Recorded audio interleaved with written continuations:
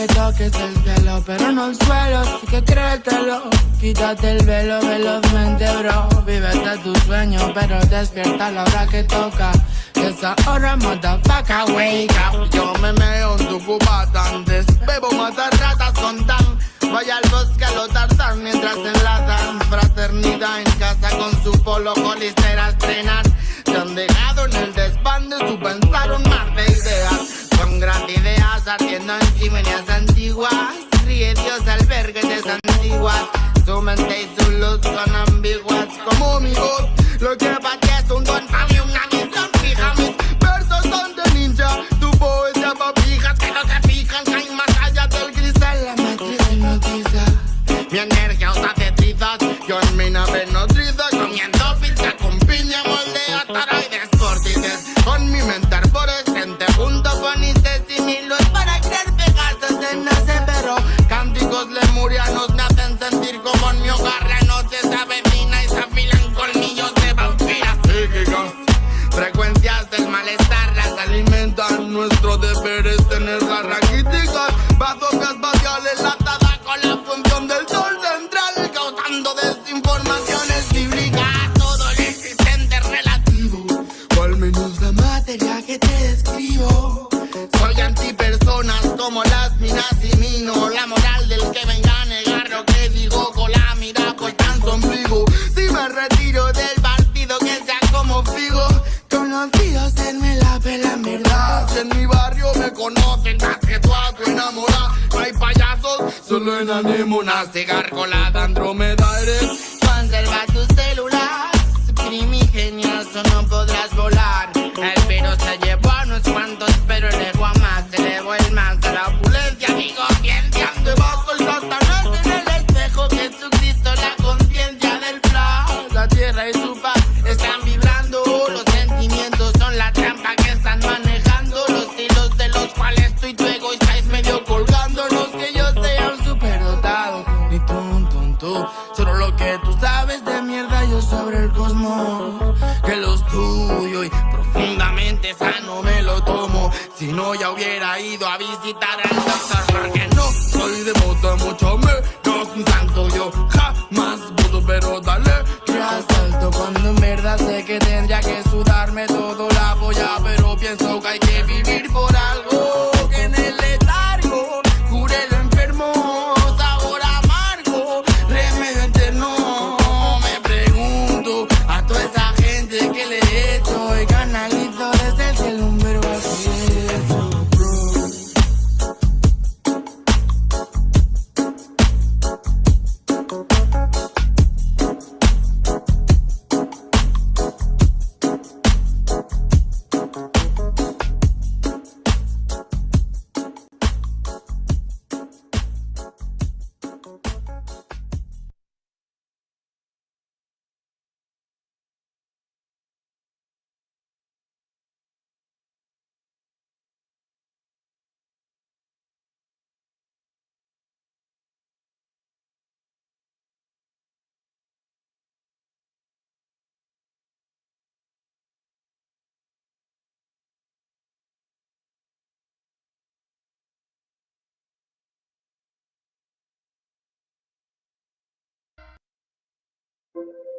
Copyright disclaimer. This content does not belong to Bible Chronicles or claim this intellectual property. The content provided today has and always will belong to the content owner. Bible Chronicles does not have any affiliation with the owner of this property. As mentioned, Bible Chronicles did not intend to make use of any material for the purpose of harvesting gain. However, Title 17 of United States copyright law states material in use can only be done when it's for theological or general educational purposes, and thus Bible Chronicles believes that this principal material falls under fair use, which honors protection under Section 107 of the same U.S. copyright law. Isaiah chapter 58 and verse 1. Cry aloud, spare not, lift up thy voice like a trumpet, and show my people their transgressions, and the house of Jacob their sins.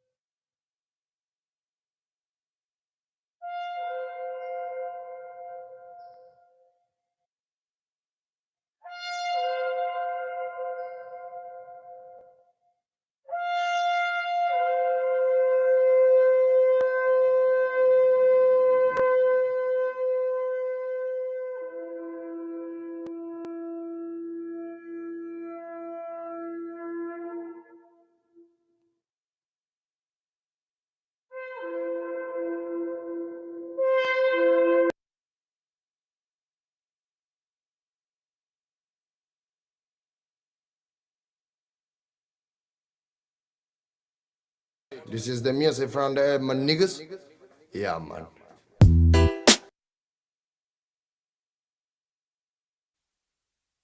Yeah, man, real bomba clock and I set the volume 8. This is the music from the my niggas. Yeah, man. Oh, ribby damn, ribby damn. Hey, hey. La la la la la la la la la la la la Lord. You man a tribute for Black Uhuru Ray. Hey, hey, hey. Broken microphone, mystic lover sound, a dream of soul. Will my head alone, living in Zion, but Babylon. Broken microphone, mystic lover sound, a dream of soul. Will my head alone, living in Zion, but Babylon. Por soñar soñé que todo cambiaría, por pensar pensé, luchar a sangre fría sin perder la fe, viviendo el día a día, más con sentimiento que marcó mi sinfonía. Darle pan al que no puede comer, darle bendición al que sepa renacer. 3000 errores solemos cometer, pero solo un gran hombre lo sabrá reconocer. Y me di cuenta de tantas cosas, algunas crudas, otras bastante hermosas. Son los más sabios, personas poderosas, no aquellos bastardos que destrozan nuestras prosas. Es la perdición, mala situación de manchar tu corazón por tu mala acción. Dame una razón para darte mi perdón. Siento que tu alma se consume como el humo de este blon. Derramo poesía, arte mensajero que reclamo cada día. Pretendo ser sincero, mal comparto mi alegría con todo caballero que mantenga la presión cuando andamos bajo cero. Sentimientos perdidos con calma, malos actos mancharon tu alma. No pide perdón quien dispara el arma, no sabe que un ladrón se bate con el karma. Broken microphone, mystic love sound, a dream of soul. Real my head alone, living in Zion but Babylon. Broken microphone, mystic love sound, a dream of soul. Real my head alone, living in Zion but Babylon. One I can get respect from volume 8. My niggas on volume 8, this is key on the studio respect. Alright, alright, alright. Bad boy kills, criminal of soul and rich. Money is a gun for me. Respect the nation. Below the time like this. Bad boy kills, criminal of soul and rich. Money is a gun for me. Respect the nation. Below the time like this. Bad boy kills, criminal of soul and rich. Money is a gun for me. Respect the nation. Oh. La la la la la la la la la la la la. When I got just smoking from the studio of the on. And when I can just your nigga on the floor. When I live a sound. Hold him, oh. Bye bye rhythm, bye bye sound in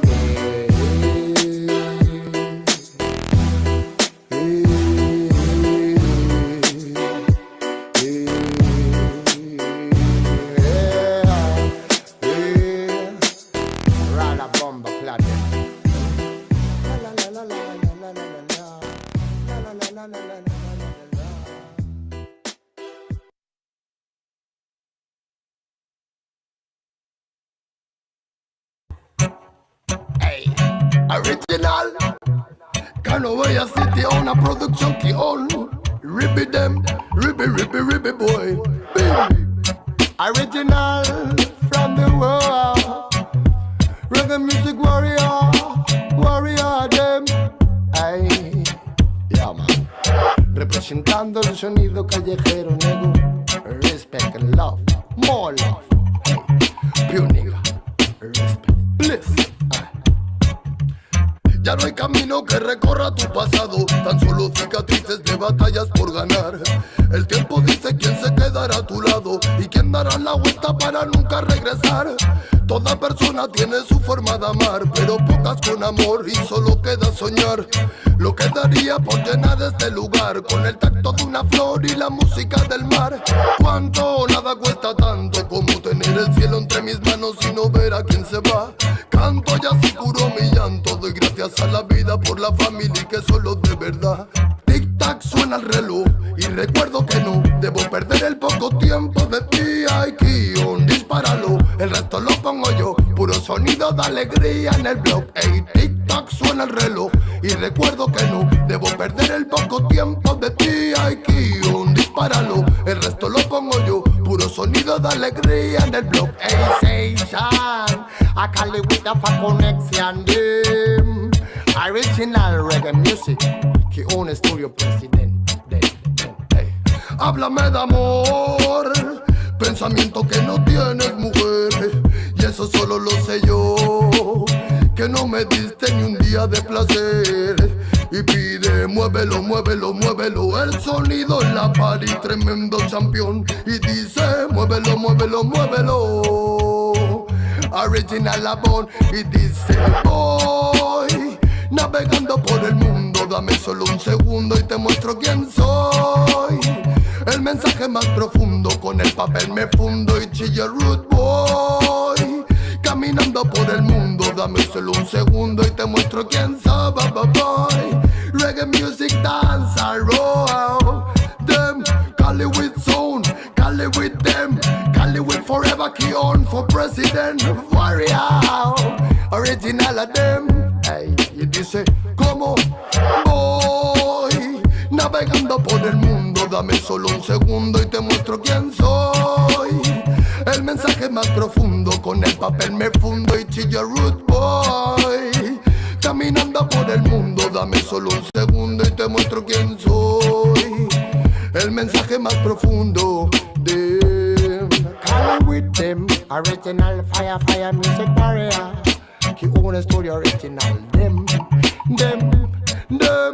original, please.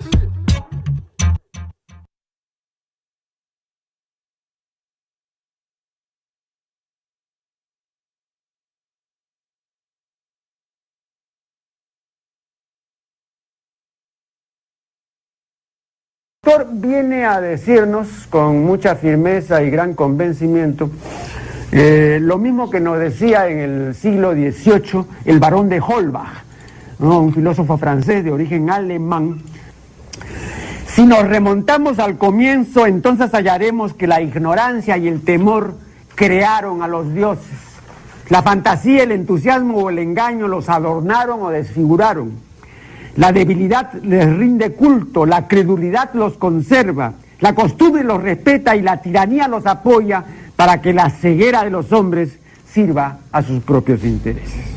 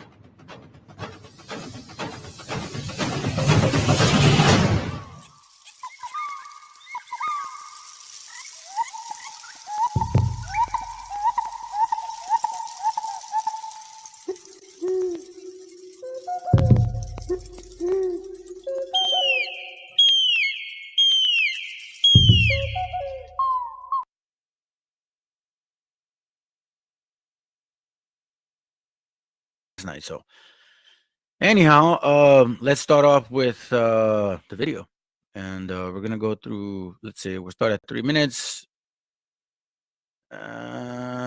like 3 to 5 minutes. 2 minutes. We'll start at the third minute.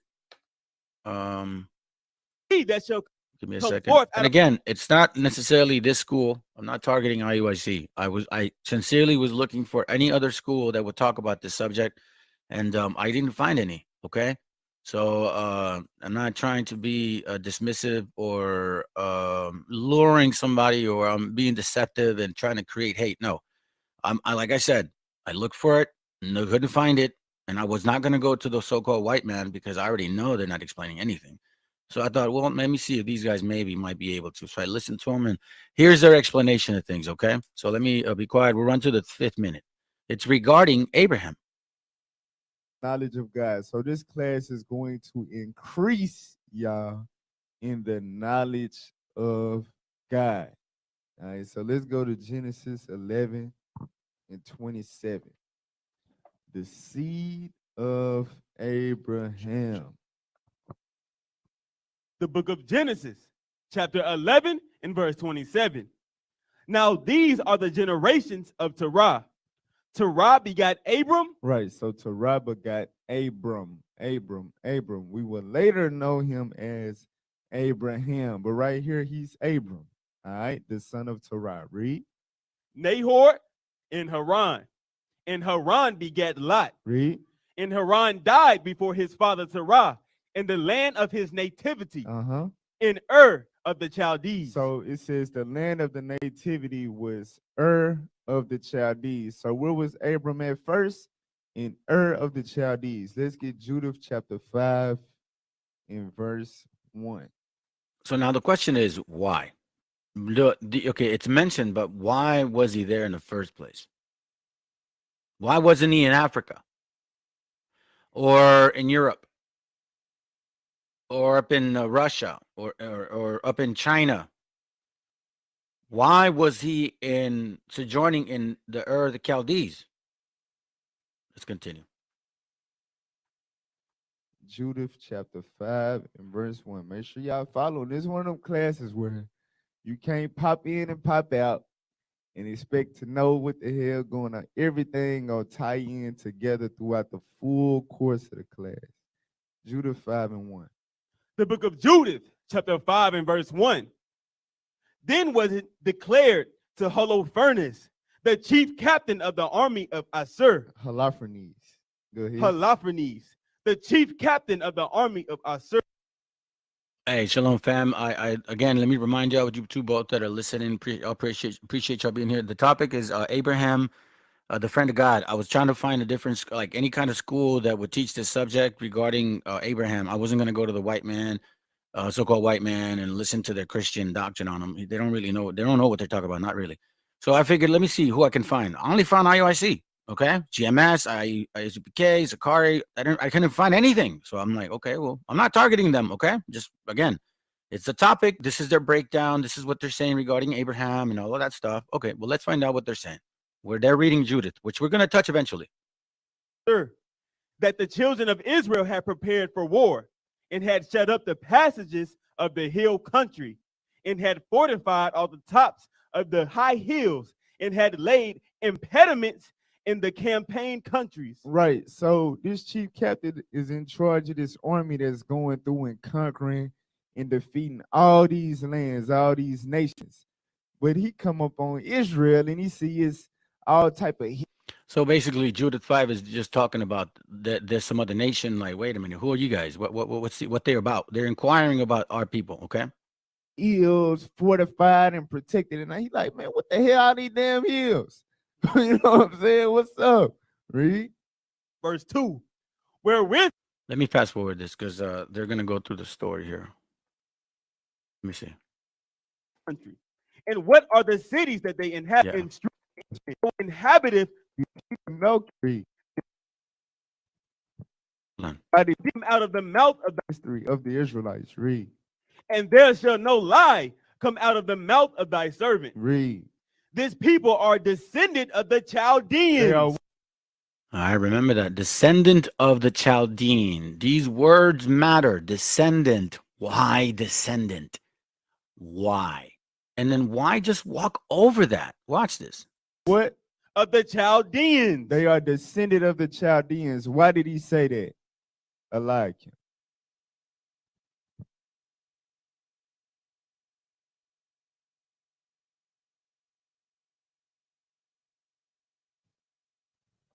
Check. Shalom, leadership. He said that because Abraham, Abram, his father was Terah in Haran and died before his father Terah in the land of his nativity in Ur of the Chaldees. So he was saying that that was the lineage that we came from. He said that's the lineage that we came from. And watch how he responds to it. He was just going back to Abram. Okay, was it the that was the what that we came from? I'm sorry. That was the what that we came from? The lineage That ain't quite the word. or the land. Land. Okay, I don't know the psychological word for this, but that's that leading. I know that in law it's leading the witness. Okay, so if you are lawyers of the law, then you are leading the witness here. All right, you asked a question and it wasn't defined properly. It says descendants of the the Chaldees. So the question is why? Now they walk over it. I'm only going to show a few more seconds, a few more, and then I said we're going to move on. The land. Chaldees. Remember, he said that's the land of their nativity. Right. That's where they was dwelling at in Chaldee, in the land of the Chaldees. Right. All right. Go back to Genesis 11. All right, now he's going to Genesis 11. All right, cool. Sounds good. All right, so we're clear on that. So that's their interpretation of the scriptures. Now, hey, by the way, guys, I want to show you this background. All right. Me personally, this is my thorn in the flesh. I need this reminder every day because I know that I have a lot at stake. And if I submit myself ever to this again, then I'm locked in and God knows what would happen. I'll become a reprobate. Who knows? He's already given me enough warnings. I don't have time to play around. So that's what you see in the background. It's not the class. Okay. So in case I go back and forth and you come in late, hopefully they understand. Hopefully people listen. Anyhow, so let's go ahead and continue. Let's go to Proverbs. Let's start the class. All right. So let's go to Proverbs chapter 1 and verse 1. It says, the Proverbs of Solomon, the son of David, king of Israel, to know wisdom and instruction, to perceive the words of understanding, to receive the instruction of wisdom. Let me repeat that again. Verse 2 and 3 say instruction twice. To know wisdom and instruction, to perceive the words of understanding, to receive the instruction of wisdom, justice, and judgment, and equity, meaning being fair, being firm, being just, being wise, being disciplined, being well instructed, to give subtlety to the simple. So to the Jew, I'm a Jew. You know the law, I'm going to talk to you like somebody that knows the law. To the Greek, to the Gentile, so to speak, in the Gentile state of mind, I'm going to be subtle. Subtlety to the simple. To the young man, knowledge and discretion. Why? Because he needs to know the example of what a man is supposed to be like. A wise man will hear and will increase learning. So you brother, you sister, or you brethren that are listening, whatever we're listening to you today, you are supposed to increase the learning that you get from me today. It's of the Most High, obviously. I'm only an instrument, all praises. If I can even be that, man, believe me, better than what I used to be. A wise man will hear, meaning he not just listen and not apply. He will hear and will increase learning, meaning he'll listen and apply. And a man of understanding shall, I lost my thought. Where am I at? I need my glasses, guys. I apologize. Let me go back. A wise man will hear and will increase learning. And a man of understanding shall attain unto wise counsel. Now, is this wise counsel? Yeah. Verse 6. To understand a proverb and the interpretation, the words of the wise in their dark sayings. The only way this happens is the fear of the Lord is the beginning of knowledge. But fools despise wisdom and instruction. So the only way you get this is by instructions, meaning by discipline. Meaning that you are supposed to be what? Meek. That's why the scriptures talk about Moses being the most meek man, meaning that he was the most disciplined. He listened. He listened to the Most High, regardless of what his personal thoughts were. Okay? Now, we go to Revelations chapter 3, verse 10.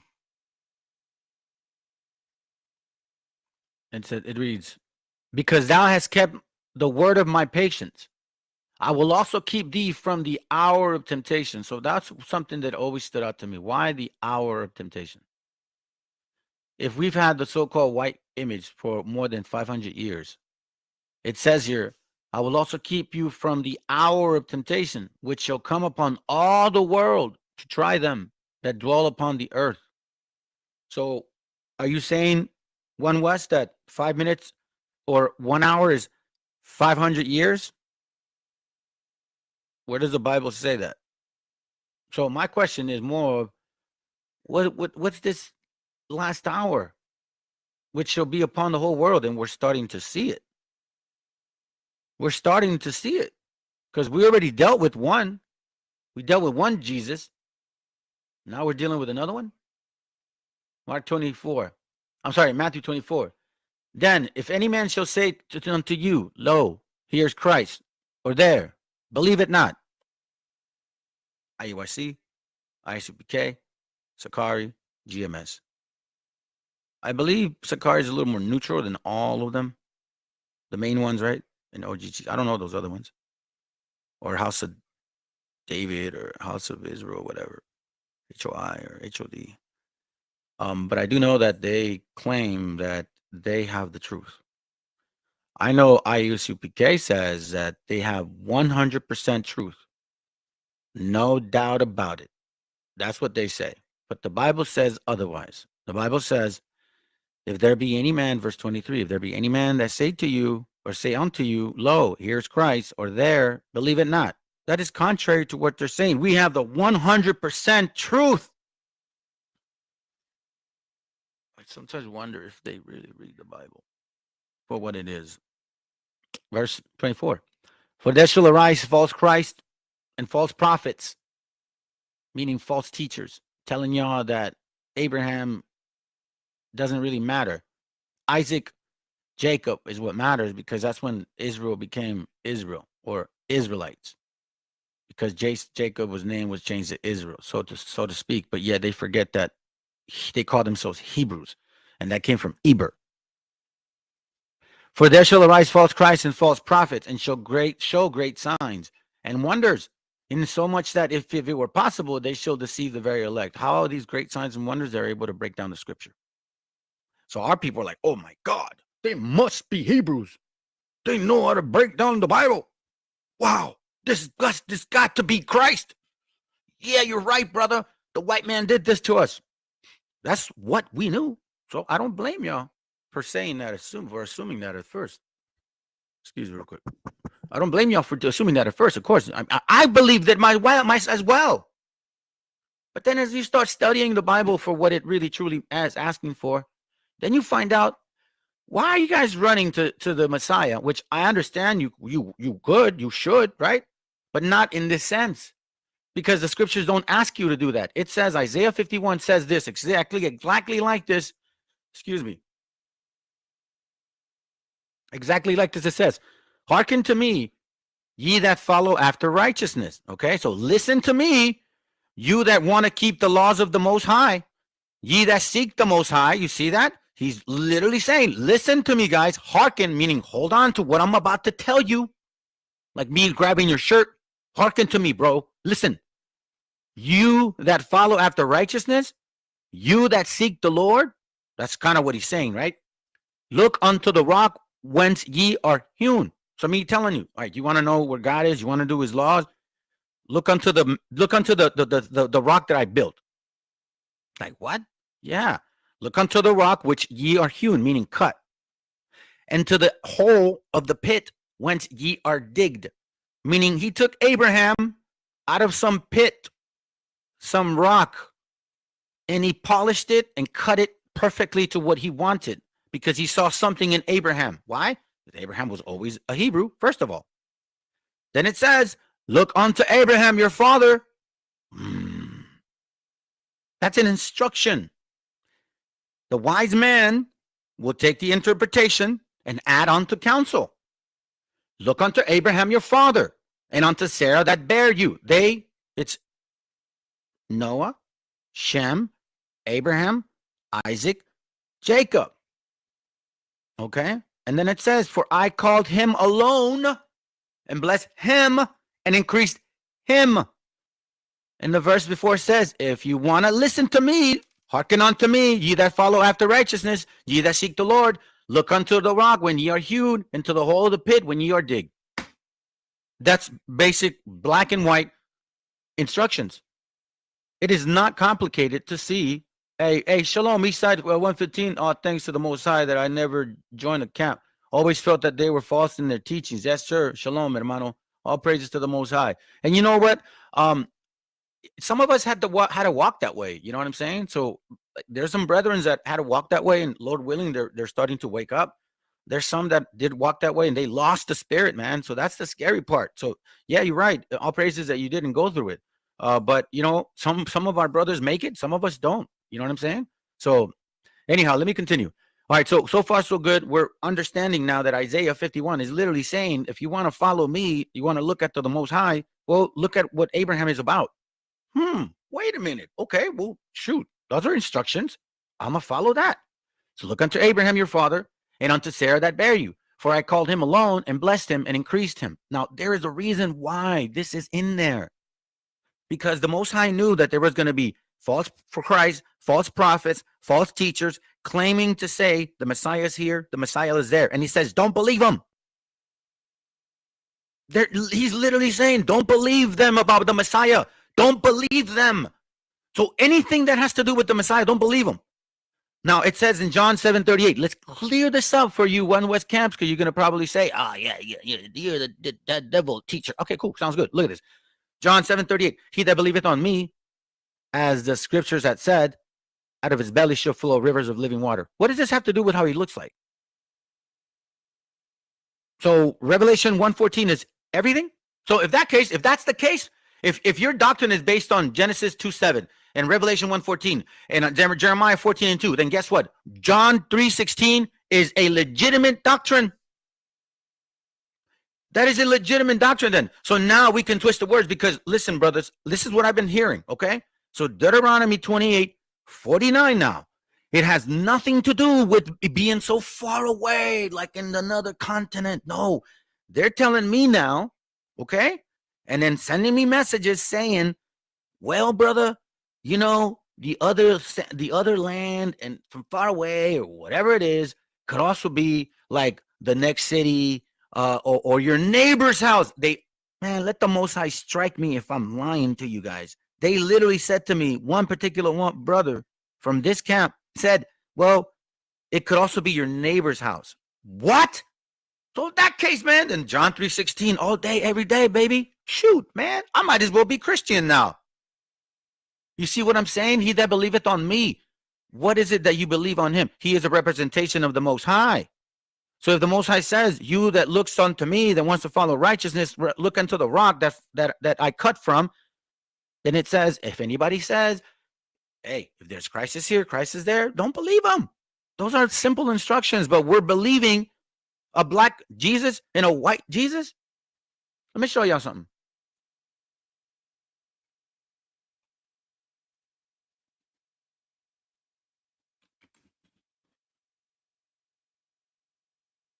This is their king. This is One West's king right here. This guy. They say that this is the Messiah and this is the Most High. Okay? This is what. Hey, what up, man? I guess, what is this? John B. Listen, I got to play this video. I was going to do an actual debate live, supposedly with Dirty Water, but because I didn't know if he was going to show up. Had I done that debate, or at least that live, considering debating, I would have brought you on. But right now, it's not the time, bro. I had something come up with family, personal stuff, so I just want to continue playing this video. You're welcome to come.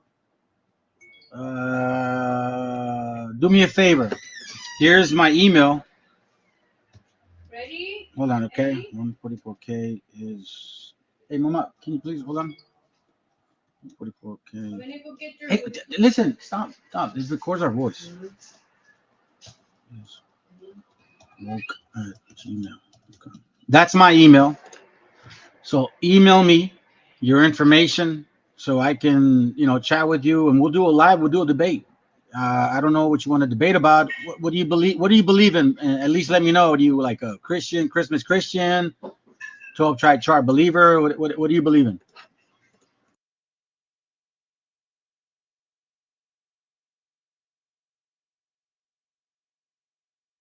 This is for you, Jay Bond.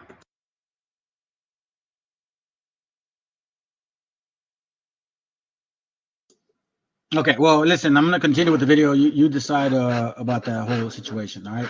But those are facts, bro. Brothers know me here; they know what's going on. They're saying they put a face on the Most High.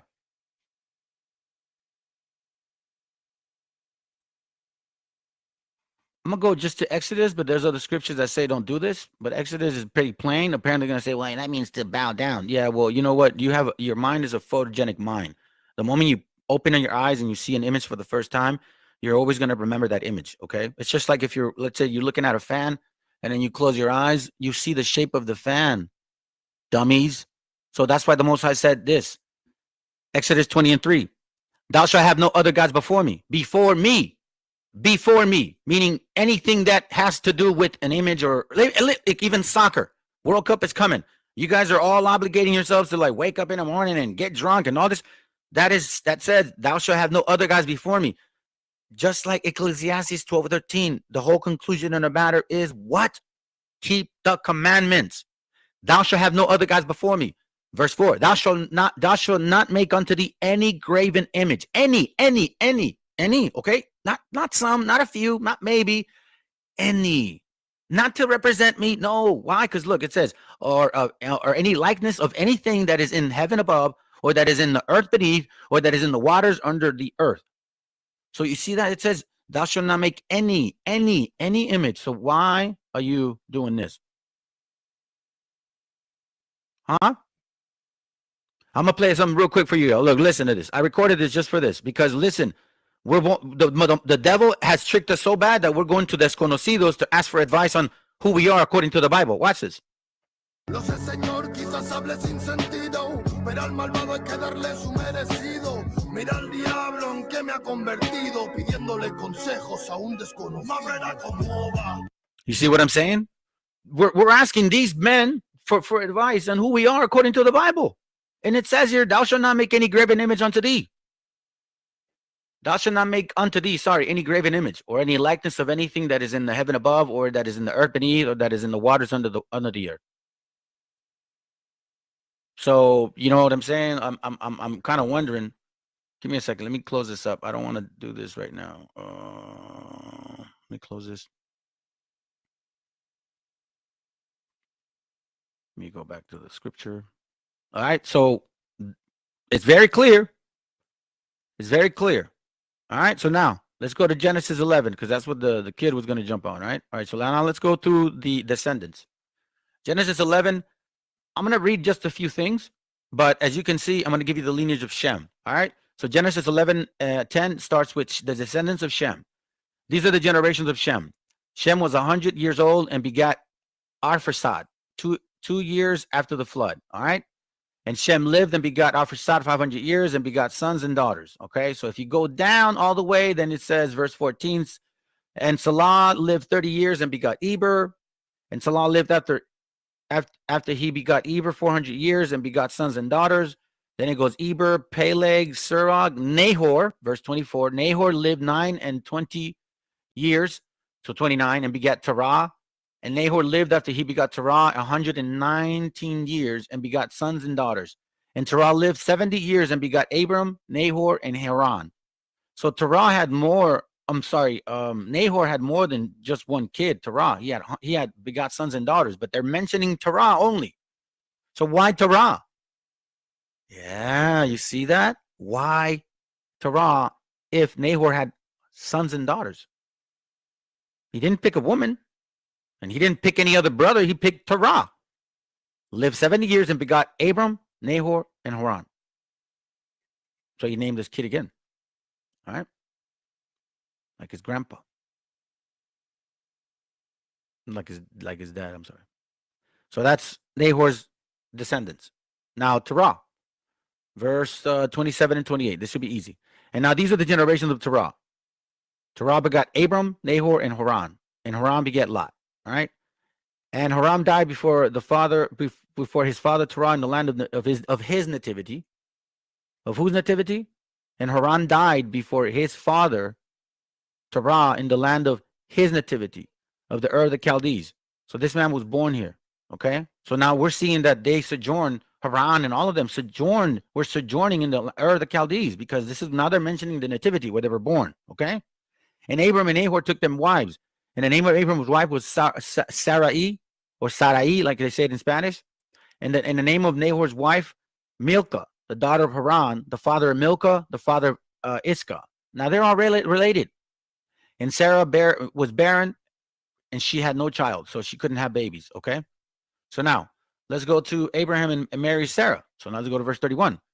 And Terah took Abram his son, and Lot the son of Haran his son's son, and Sarai or Sarai his daughter-in-law, and his son's Abram's wife, and they went forth with them from the Ur of the Chaldees to go into the land of Canaan, and they came unto Haran and dwelt there. So now, why? And Terah took Abram his son. So Terah took Abram his son, and Lot, the son of Haran, his sons, and Sarai, the daughter-in-law, right? And went forth from the Ur of the Chaldees into the land of Canaan. And they came into Haran and dwelt there. So he took them young. And the days of Terah were 200, and Terah died in Haran. Okay? So now, so far, we see the descendants of Shem. We see Terah. We see Abraham. Abraham was born in the Ur of the Chaldees, and so was Sarai, right? Now, in verse 12, it's when I'm going kind of quick so I can kind of get my point, because the other class I did was very extensive, and I don't want to take too long on this. I just want to kind of skim through it because there's a point here. I'm just establishing the lineage and where they came from, okay? So now, Abram is called, and in its Genesis 12:1, it says, now the Lord said unto Abram, get thee out of thy country and from thy kindred and from thy father's house unto a land that I will show thee. And I will make thee a great nation, and I will bless thee and make thy name great, and thou shalt be a blessing. And I will, let's see, well, no, that's enough. I think that's enough. But Abram, so he's being called at this time Abram. He's still Abram, not Abraham. Okay. Now Nehemiah 9:7. Let's go to Genesis 17, and then we'll go back to Nehemiah 7.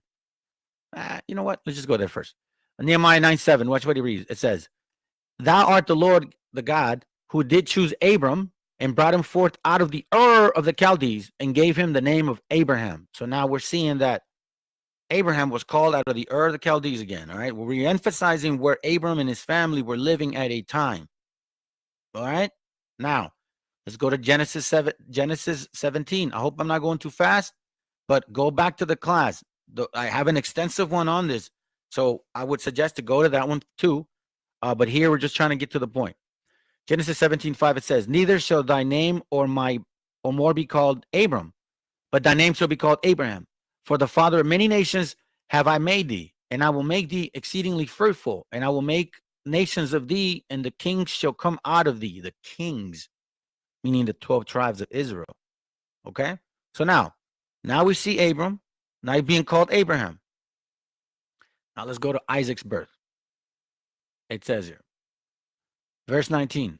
It says, and God said, Sarah, thy wife shall bear. Oh, and then Sarah's name was changed from Sarai to Sarah. Okay. Then it says here, and God said, Sarah, thy wife shall bear thy son indeed, and thou shalt call his name Isaac, and I will establish my covenant with him for an everlasting covenant, and with his seed after him. Okay. So now you see here, and then it mentions, and as for Ishmael, I have heard thee. Behold, I have blessed him. I will make him fruitful, and I will multiply him exceedingly. 12 princes shall he beget, and I will make him a great nation. But my covenant will I establish with Isaac, which Sarah shall bear unto thee at this set time in the next year. Okay? So now we're seeing the birth of Isaac. Okay, so now let's go to Isaac and Rebekah. So Isaac and Rebekah. So now, so far we see Abraham marries Sarah. Then Abraham and Sarah have Isaac. Okay. So now we're going to see Isaac meet Rebekah. Genesis 24:2, it says, and Abraham said unto his eldest servant of his house that ruled over all he had, put, I pray thee, thy hand under thy thigh. So he's like, grabbing him right there, right? I will make thee swear by the Lord, the God of heaven and the God of earth, that thou shalt not take a wife unto my son of the daughters of the Canaanites, among whom I dwell. Here we see a very important distinction, a very important distinction between Abraham's lineage and basically every other image. Isaiah 44:9. Let me get that for you real quick. Let me see that real quick. All right, he said Isaiah 44:9. It says, they that make a graven image are all, oh, that's the one. Yeah, that's right. They that make, I think it was you that put that one, man. I appreciate you. I don't have my Bible open. I'm actually going through my notes. They that make a graven image are all of them vanity. Ooh. And they are, and their delectable things shall not profit. They are their own witnesses. They see not nor know, that they may be ashamed. You know what? Give me a second. I'm going to write it down now.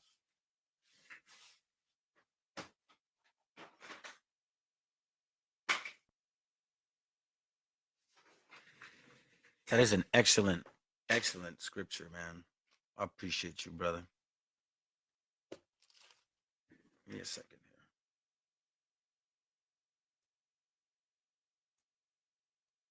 All right, so Isaiah 44:9.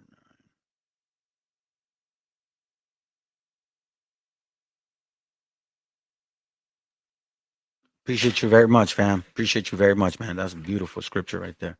Never too late. Anyhow, let me continue. All right, so then we got this here. All right, so far we're back to Isaac, Genesis 24, 2 and 4. So Isaac, in this case, here's where Isaac meets his wife. Okay, so we know now that his father doesn't want him to take any daughters of Canaan. Okay, but thou shalt go into my country, into my kindred, and take a wife unto my son. Huh? So where's that? My country, my kindred. Is that in Africa? The question is that in Africa?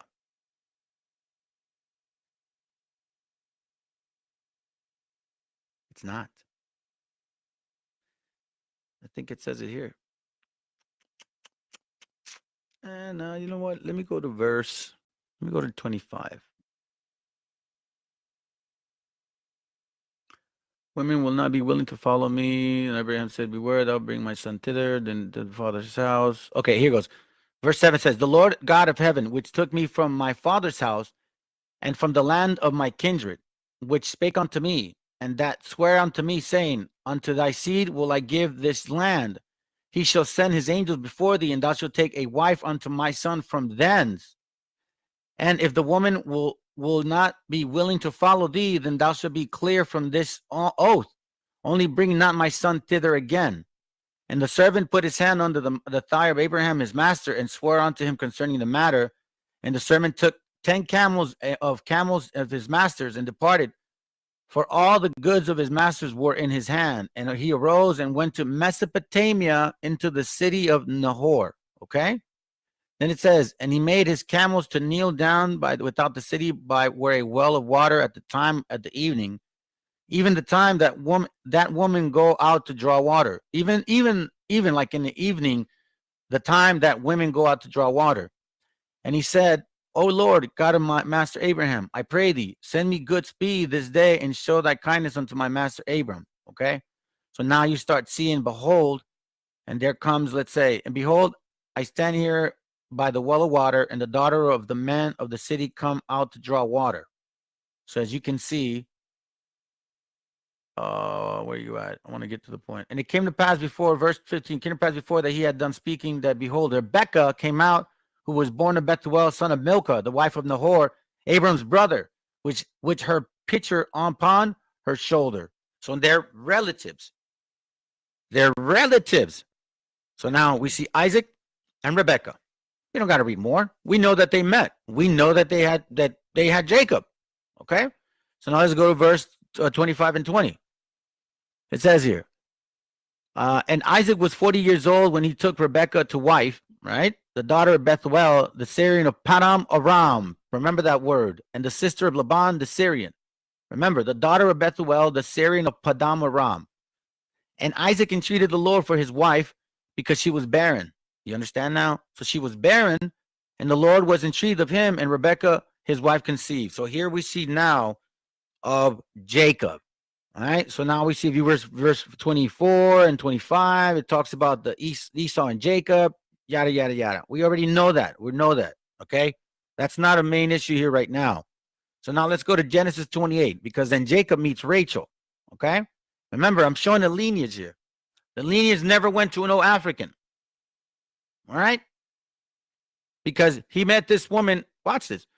Genesis 28:1, it reads, and Isaac called Jacob, blessed him, and charged him, and said unto him, thou shalt not take a wife from the daughters of Canaan. He said it again. And by the way, he didn't even say Esau, for that matter. He said Canaan. Arise and go to Padan Aram, to the house of Bethuel, thy mother's father, and take thee a wife from thence of the daughters of Laban, thy mother's brother. Relatives. Yes. Yes, Mr. So-called black man. Yes, cousins did marry each other in those eras and those times. That was not awkward for them. It was not awkward for them at all. Okay, so let's continue. Let's continue. So now we see Jacob. What does Jacob do? He ain't going to marry no Canaan, but he's told to go to Padam Aram. So now let's go to Genesis 20.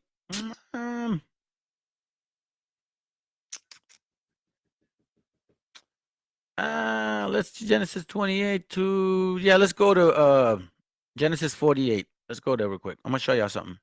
Well, no, actually, you know what? Here's what I'm gonna do. I'm gonna do this. Let me see if I can bring a little. I'm gonna use the Blue Letter Bible.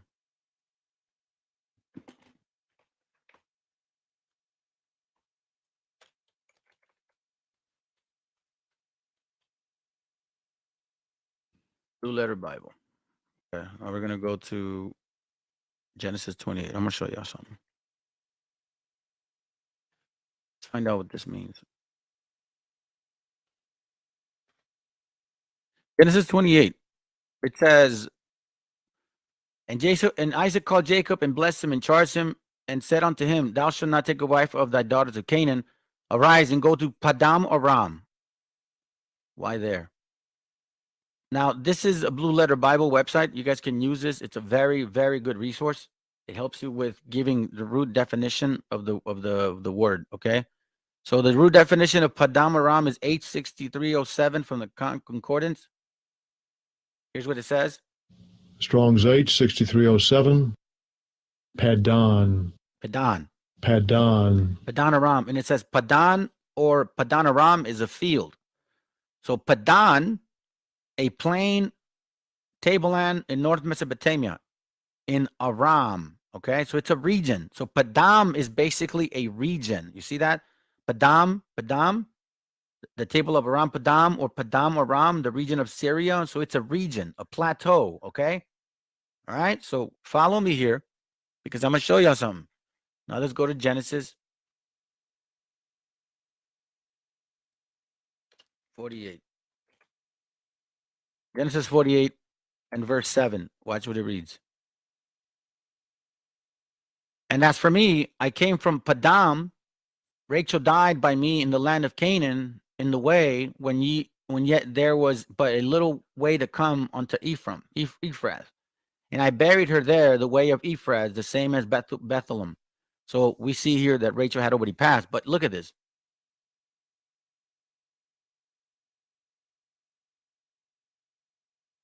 No, I'm sorry, not 48, verse 22. Oh God, what a dummy.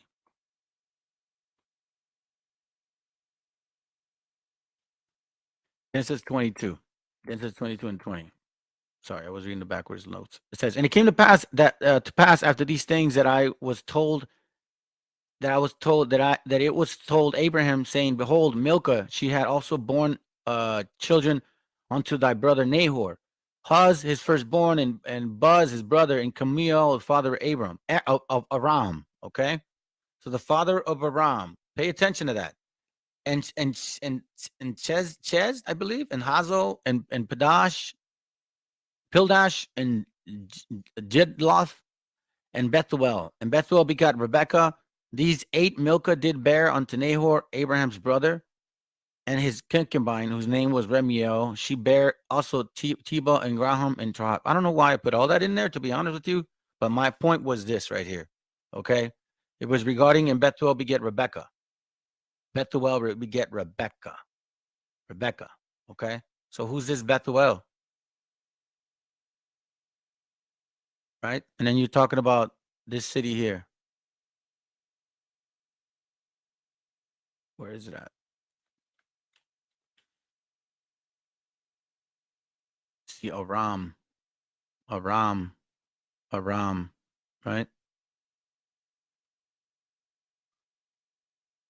H758.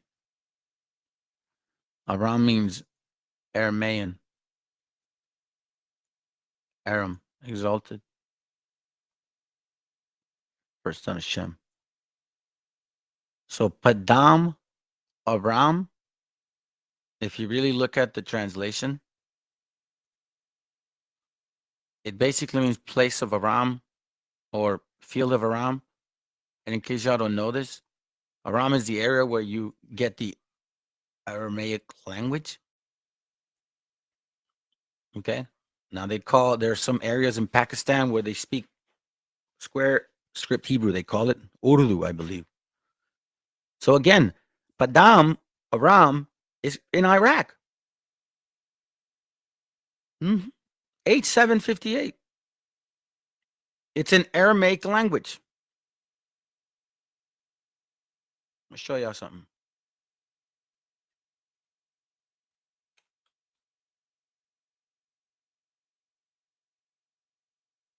Oh, that's not it yet.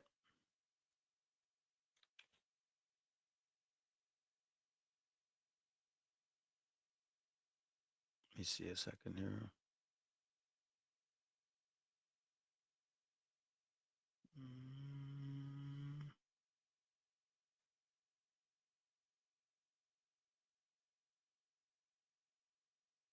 Oh, here it goes.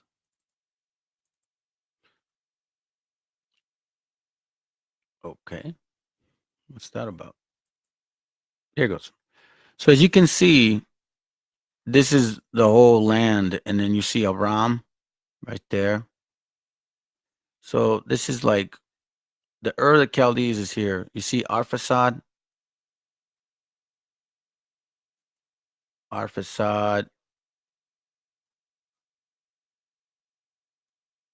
You see Joktan.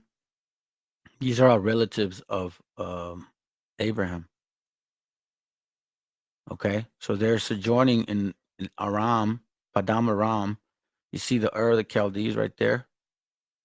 The Chaldees is somewhere here. Now, the Persians basically conquered this whole continent. Okay, so like here in America, if you're in California, that doesn't stop you from going to New York and living in Florida. So there are basic migrations, which is something that awkwardly strikes me, that they don't mention the migrations of the potential mixing. They just say, oh yeah, he went to Ur Chaldees, then he went here, and then he went to Africa, and all of a sudden now he looks African. Well, what about all these people here in this area? What about the Arab-looking people, the dark-skinned Arab-looking people? What about the people from India? They didn't look African. They don't have woolly hair. Not all of them. They have dark skin. Yeah, we're not denying that. But what I'm saying is why even ignore all of the sojourning here? They're born here. They're being sent back to marry the women of their nativity of their land, of their people. Why is that not important? And then we see the Padam Aram means basically the land of the Aramaics. So they spoke Aramaic. They had to speak Aramaic, or for sure they had to speak Hebrew, right? And Aramaic sounds like a lot like Hebrew. Aramaic, Hebrew, and Veda or Veda, a Veda language, I believe, which is a branch of, or Sanskrit is a branch of Veda, something to that effect. I'm not too well knowledgeable on that language, but that's basically very clear. So why the so-called mystery regarding, oh, well, let's forget about Abraham. When we see in Genesis 29, watch this real quick.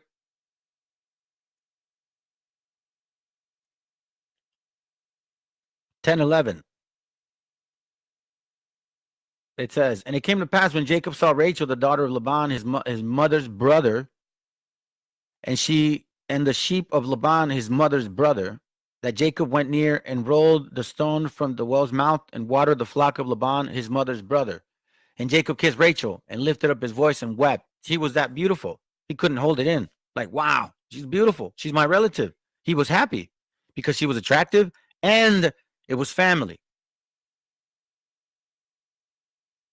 So far, we've seen, we're watching that Abraham married Sarah. Isaac married Rebecca. Jacob married Rachel. All from their nativity. All of the land of the Aramaics or Aramea or Aram, Padam Aram. That's not in Africa. That's not in Africa. Let me repeat that. That is not in Africa. Okay? That's far from Africa. Africa's over here, which there's no point of even showing you the map. You know what that map is. This is where they were sojourning. Okay? This area here. They were first here, and then they came up here. So even if they were in Canaan, like here in Canaan, he was saying, I don't want you to marry any of my daughters to these heathens. Send them back to where I'm from, the nativity, this bloodline. And again, I'm going to say it. If you live in California, I know many people that have moved from Florida to California and from California to Florida, from New York to California, to New York, to New England, all of that. So you telling me that we wouldn't have migrated at one point? After Shem, Noah, and Ham, what happened? You see, this is not something that they want to talk about. This is why when I started reading the scriptures on my own, not being influenced by anybody, then I'm like, okay, now I got some serious questions. Why does it say this here? Judith 5:6. These people are descendant of the Chaldeans. And they sojourned, meaning they lived here before in Mesopotamia, in the Chaldees, because they would not follow the gods of their fathers. The gods of their fathers, meaning their descendants, which were in the land of Chaldea. So in this particular region, right, you had a massive amount of gods. We know about Krishna, we know about Buddha, we know about all sorts of things. Zoroastrianism, we know about all of that, okay? And it says here, they sojourn here in Mesopotamia because they would not follow the God of their fathers. Hold on, let me see if I have any notes. Real quick. Let me see real quick. Let me put your post up real quick, Meshiacha. Shalom, brother. In the past, I listened to them as I did Christianity lessons in the Bible precepts and how they break down but never accept their interpretation agendas, measure their lessons on precepts in history. Yeah, man, it's true. Like, it's all biblical. It's all historical. They don't want to actually look at the map and say, wait. You got to remember, we're very quick to say that the so-called Hispanics, that we migrated up north and went down south until we found the eagle in Tenochtitlan. That's what we were taught, right? That's what we were taught. So the migration aspect, look, listen, we even migrate now. Do you not see a bunch of our gente coming up to the Americas? I'm from Guadalajara. That's on a flight that's 3 hours away. Mary Mountainous Range, okay? I'm here in California. I was all the way up in Sacramento. Are you telling me that we don't migrate that way? And if you migrate that way, then you also pick up other religions, other customs, and you also pick up other, unfortunately, you mix. When Abraham, Shem, Ham, and Japheth, we're going to read it. They bugged out. So what happened? Do you think we mixed with them? I don't know. But it says here very clearly, don't marry the daughters of Canaan. Canaan specifically. Canaan. These people are descendants of the Chaldeans. Remember that. Now let's go to verse 8. For they left the way of their ancestors and worshiped the God of heaven, the God whom they knew. So they knew the Most High. So they cast them out from the face of their gods and fled into Mesopotamia and sojourned there many days. Okay? So they cast them out from the faces of their gods. All right? So now at this point, we're seeing now that they're like, you know what? We're going to worship the Most High. And they went to Mesopotamia and lived there many, many days. Okay? And there God commanded them to depart from the place where they sojourned and go into the land of Canaan, where they dwelt and were increased with gold, silver, and very much cattle. But even then, Abraham said, nope, I don't want you to marry no Canaanite.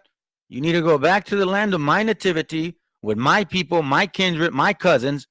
That's family. So if they're very strict on keeping the bloodline intact, right? Why would you go off and assume that they're all of a sudden Africans? Where you look, okay, so what are you saying? That everybody looked like a Hamite? You see, then you're going back to white science, the evolution of man. Supposedly, they were monkeys, and then they became black, and then we all became out of black people. If you're saying that, then you don't believe in the Bible. So now, I'm going to show you a book real quick. It's called it's by Higgins G. Anacalypsis. I showed it before. And I'm going to go to page, I'm going to skim through this rather quickly. I'm going to go to page 80. Yeah, I'll read a little bit of that. Why not? Watch this. Page 85. It says here, but Abraham was not merely the founder of the Persians. Okay, let me go up to 3. The Persians also claim Ibrahim, an example, Abraham, for their founder, as well as the Jews. Thus, we see that according to all ancient history, the Persians, the Jews, and the Arabians are descendants of Abraham. Really? Yeah. Check this out. But Abraham was not merely the founder of Persians, but various authors assert that he was a great magician at the head of the Magi.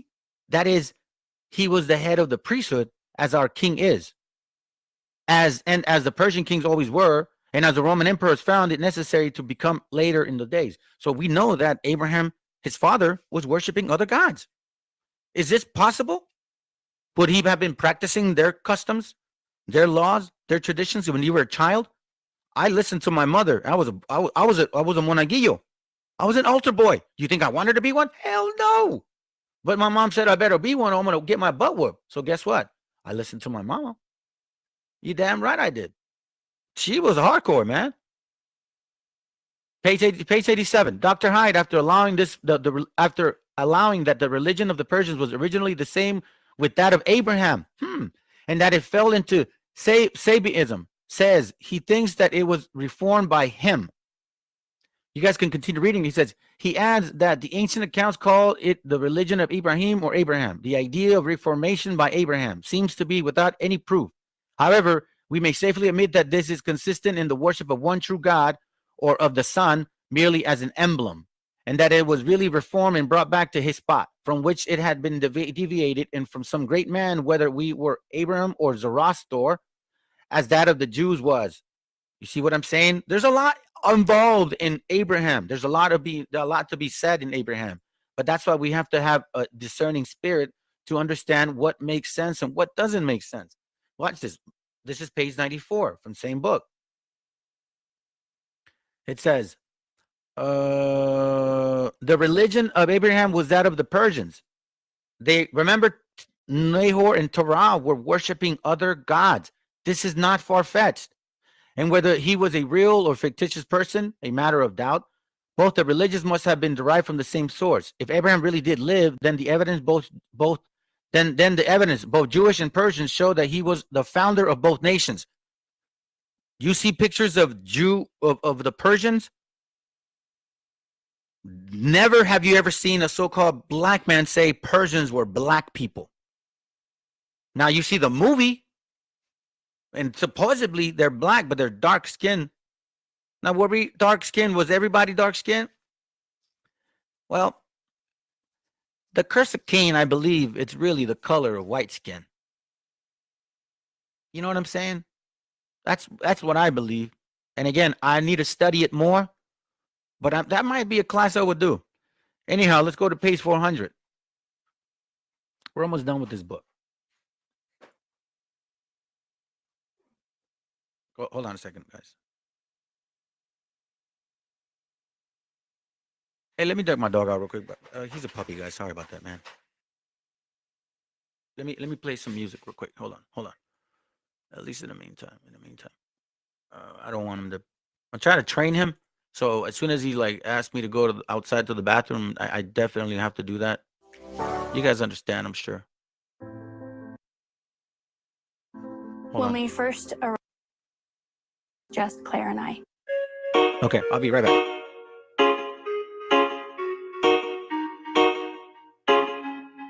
No hay tiempo para pensar si hoy me queda más que reír por lo que nos hizo sentir. Si la intuición no te deja seguir, no te vayas a rendir. No te quiero ver sufrir. Es que te escucho, te lucho, que mucha de tu fuerza nace de ti. Vas a ver que alimañas muerden tus entrañas, con sus artimañas extrañan tu fin. Sigue pues si tus pies tocan el suelo, el anzuelo no tira de ti. Grita fuerte si la vida te duele, que vuele el dolor, los pensamos de aquí. Darme ya nago.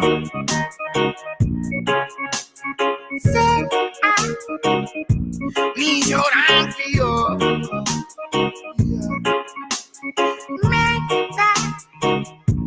Dalo ella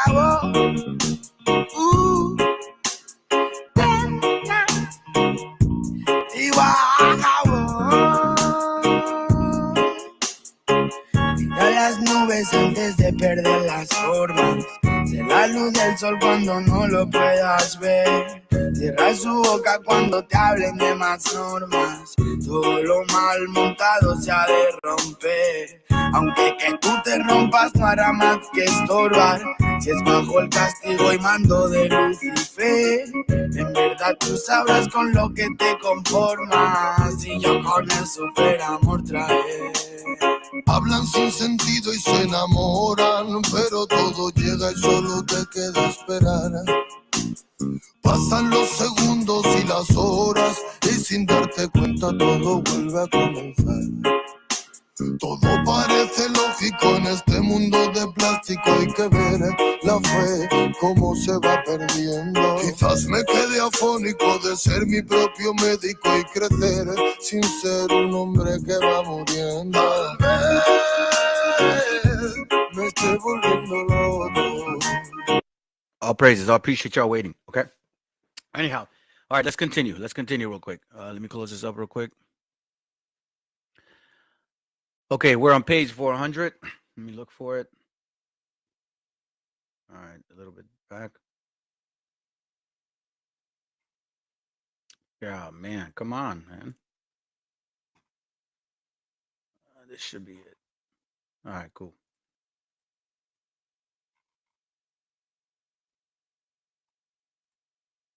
Okay. Watch this. It says, he right here. Let me see if I could magnify it a little bit.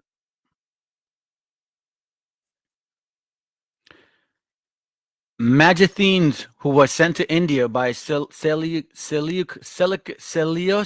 Nicator, about 300 years before Christ, whose account from new inquiries are every day inquiring additional credit. It is very remarkable manner confirms the hypothesis of the Jews coming from India. What? He says that they were an Indian tribe or sect called Kalani, and that their theology has a great resemblance to that of the Indians. Okay? Now, am I saying, or are they saying that they are of the India, like Indians, like the India? No, they're saying they're a tribe or a sect, meaning that they sojourn in that section. And as you continue reading about these guys, they were really looked down upon. Okay? But at the same time, they also saw them as just a particular type of people that just acted different and was different. Okay, and it's just like us here in the Americas, man.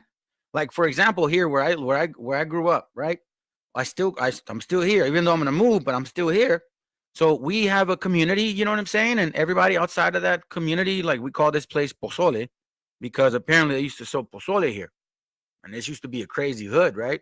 So people come over here and they're kind of like that, like, oh yeah, that's the east side. That's the east side. There's a Pozoleros right there. You know what I'm saying? So it's like a sect of Kalani. All right. Then it says, in the discovery of this passage, after I had written in the reader has read respecting the Jews, gives me no little pleasure because it almost proves the truth of my theory and very different from founding my theory upon it. I will not produce another proof if records by unwilling witness of proof for Josephus is an unwilling witness. It says Aristotle gave an account of the Jews that they come from Indian philosophers, and that they were called by the Indians Kalami or Kalani, and by the Syrians Judea. You see that? So the Indians called us Kalani, and the Assyrians called us Judaic or Jews. I think few persons will doubt that the Kalani or Kalami here are the Kalani of magistracy. That's exactly it. One of those two being miscalled. We have seen a Kalani in Ceylon.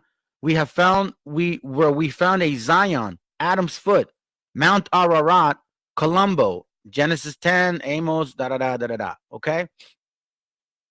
And it says here, Amos 6:2, a colony or Kalani is also named. Let me see, Amos 6. Let's find out. You know what? I did not ever see that.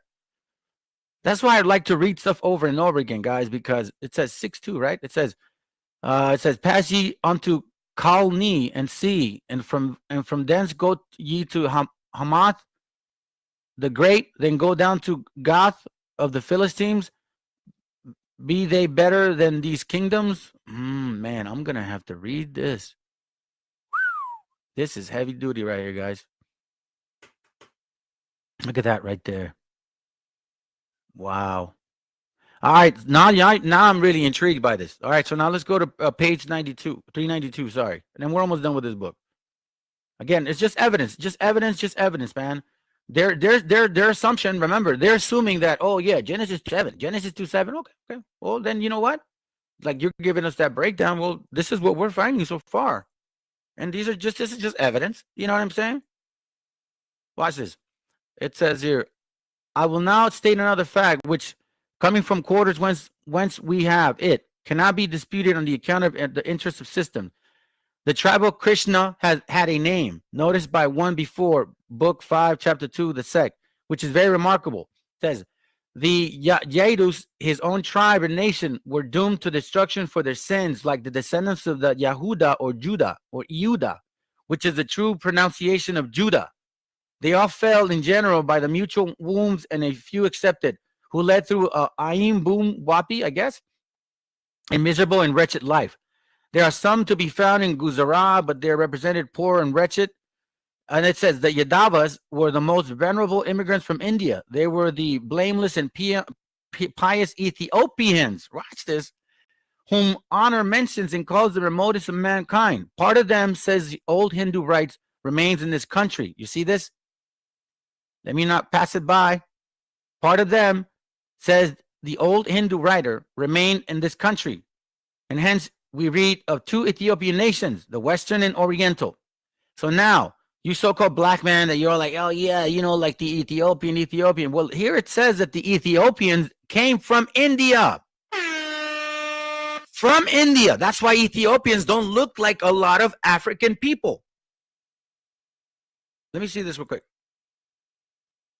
Let me read your Israel has always been nomads ever since we left Jerusalem. This is a Native American. Yeah, man, migrating. Yeah, you're right. We have. Remember, we're sheep men. We're men of sheep. We tend the sheep. We're men of the tents. We handle cattle.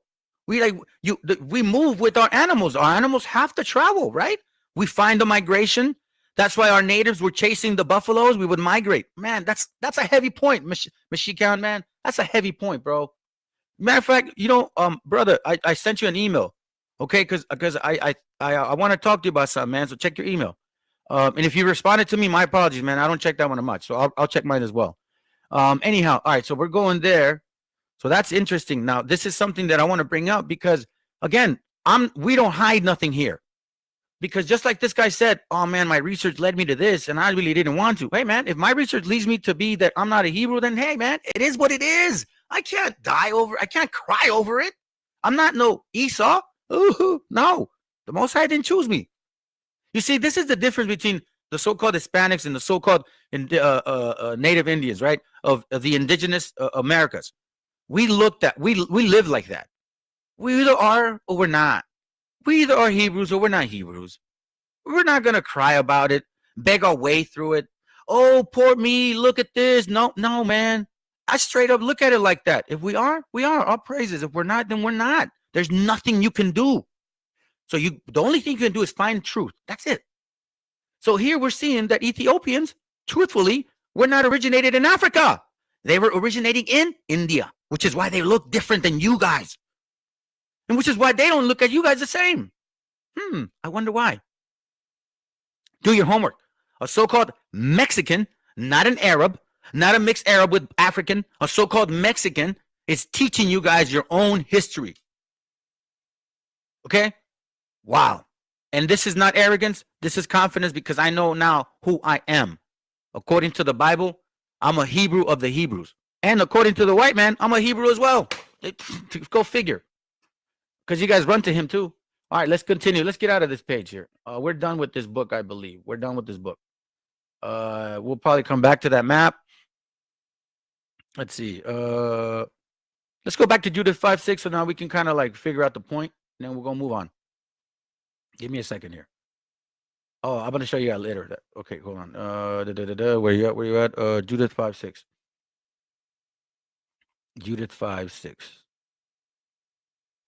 Judith 5:6. It says then, these people are descendant of the Chaldeans. So as you can see in the Chaldees, there was a lot going on, man. There was a lot of movement. There was a lot of migration. There was a lot of bad customs that we picked up, just like Meshiacha. You know about this, man. You know your history regarding our people here. We basically picked up sacrifices from the Toltecs, right? If you can post that up there, I'll post it for them. Some little history on that, man. Because I remember listening to you saying that. That's why I was like, man, that's really weird. That why would we have those heads? And even if we might have looked like that, we might have had mixed as well. I always had that feeling. And guess what? A lot of it is true.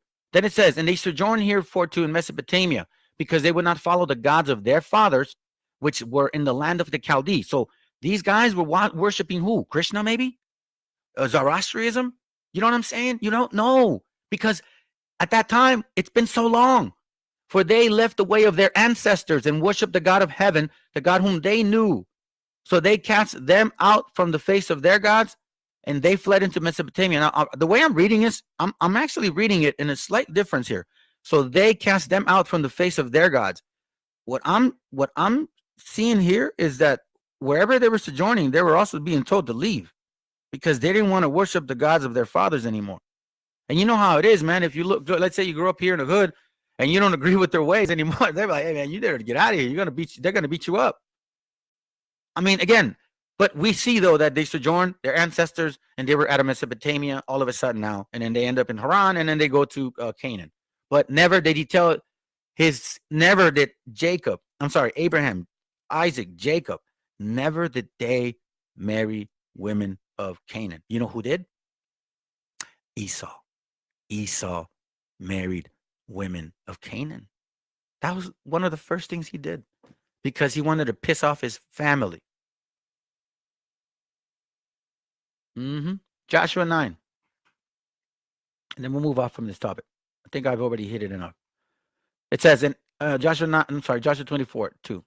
It says, and Joshua gathered all the tribes of Israel to Shechem and called for the elders of Israel and for their heads and for their judges and for their officers and for their and they presented themselves before God. And it says, and Joshua said unto all the people, thus say the Lord God of Israel, your fathers dwelt on the other side of the flood in the old time, meaning in the Chaldees, in that area, that region, even Terah, the father of Abram, the father of Nahor, and they served other gods. And I took your father Abram from the other side and led him throughout all the land of Canaan and multiplied his seed and gave him Isaac. And I gave unto Isaac Jacob and Esau. And I gave unto Esau Mount Seir to possess it, but Jacob and his children went down to Egypt. Okay? So now we're seeing that what? That they served other gods. All right, so that's my point on that particular part. Let me move on. I got this to show you real quick. So now we're going to move on. Now, what is the point? Why am I even bringing this up? I'm going to show y'all that we have a very, very unique connection with Abraham and his people and in that region. Watch.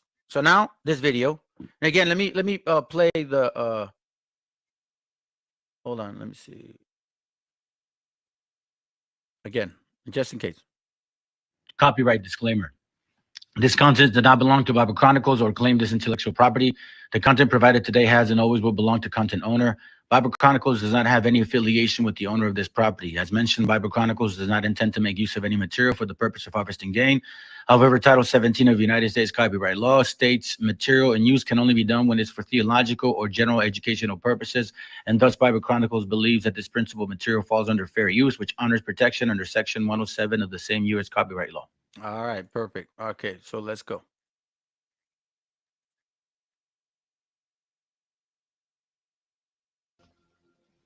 Why do you wish to sail west? To open a new route to Asia. Asia is the richest kingdom, the land of spices and gold. At the moment, there are only two ways of reaching it. By sea, sailing around the African continent. And by the way, Asia isn't Asia like China. They're talking about like India, that area, Asia, because all that used to be called Asia, from India, Asia, all of that. Where let's say, because where the Persians ruled, not all the way back there. Like let's say halfway through from where India is and all the way to Asia and a little bit up north. It's called Euro-Asia as well, that particular northern part of Russia. So it's a very vast area at that time. All right, so let's go. The journey takes a year, or by land, but the Turks have closed this route to all Christians. There is a third way.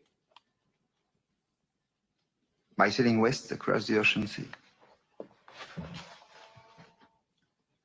The distance is unknown. It's said to be infinite.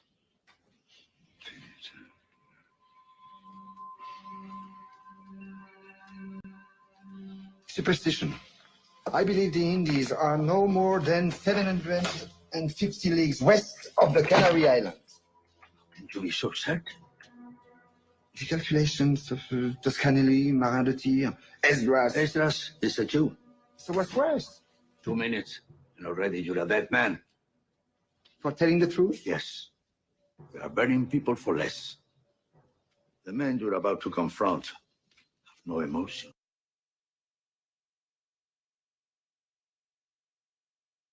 So if you remember that, that was a famous video that we were, told, right? It was a famous one, okay? So now this is from interpretation. So example here.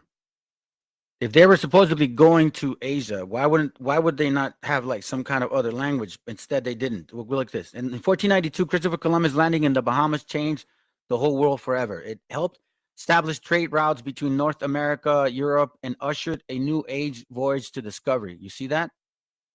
Let me tell you again, it helped establish trade routes between North America and Europe. It didn't say Africa, did it? Then it says, and ushered a new age of voyage and discovery. Columbus brought Luis de Torres, an interpreter, with him during the first voyage. De Torres spoke Hebrew, Aramaic, Spanish, Portuguese, French, Latin, and some Arabic. Why didn't he speak, what do you call that? Mandarin.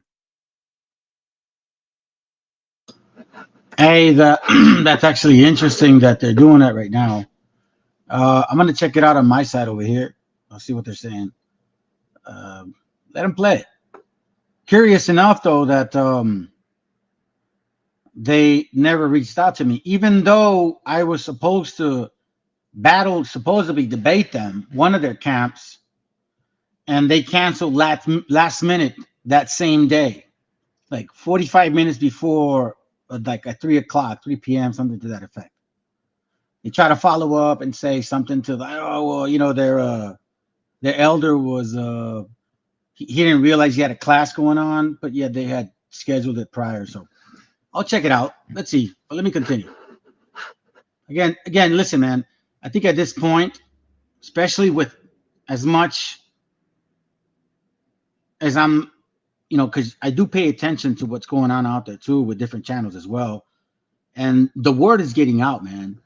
Our hint is learning, bro. Our hint is getting stronger in this understanding. They're actually really, really, really aware of what's going on, bro. The conversations that I've had with some brothers, man, like amazing how they heard and they found out they were Hebrews, right? Not from BHI camps. Not at all, bro. So, you know, it was just a matter of time before it would get to this point. Eventually, they're going to have to hear this word. And, hey, man, maybe they would invite me one day and get me on them so I can question them. Because not as if I go through Deuteronomy 28 with them like I go through it, I don't think they're going to be able to answer those questions. I don't think they're able to. I have too much documentation to show how contradictory it is to what they're teaching. I mean, what else am I going to say? I'm reading information. What am I going to do? Ignore it? The same information that they use to justify who they were according to the Bible, right? I'm using the same Ivy League information, talking about books from Harvard, from Yale, from Syracuse. I'm not BSing going to some created, rewritten material from some so-called Mexican, like these wobbles do, and they write books and then they go and use those books of some person that supposedly knew history, and then they justify it like culomiados and shit. So I don't do that. So let them write it, man. Matter of fact, I'm looking forward to it. But let's continue, bro, because let me see it. Let me go check it out. Maybe I'll show it here. If he was going to Asia, he knew where he was going. And you see, when I did my so-called DNA, those two actually came up: Hebrew, Aramaic. Because he expected to encounter Asians. Why? Why Asians if they don't speak? Do Asians speak Hebrew? You see the trickery? Columbus felt that Torah's proficiency in Hebrew and Aramaic would be particularly useful. Why? Why? Why? So why in the world are we listening to camps tell us who we are according to the Bible?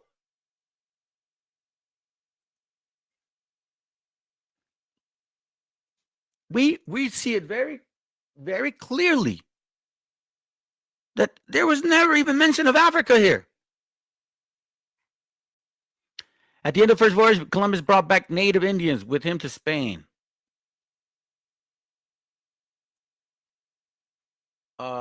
This is from our brethren.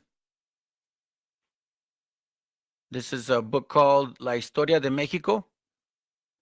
Watch what it says. The descendants of Arsaphat es la siguiente, is the second, is the following. The Eber, nieto de... Hey, yeah, yo, check it. It's not worth it. It's not worth it, kids. You know what they're talking about? They're talking about the video about that brother the guy that was reading Romans 4, and he misinterpreted the whole to do righteousness, right? And he's like, oh, not righteousness. So all they're trying to do is explain the context of it, and they're showing the long-winded version of the video. But you see, they don't understand that. Like some of the brothers that I communicate with, and I say, listen, before you go out there and teach, bro, you got to get really rooted and cleanse your ways and your mind, because if you're not really well rooted and cleansed from your mind and your spirit, you're gonna misunderstand and misinterpret the word, and you're gonna sound dumb, because the Most High allows that to be. You don't play with His word.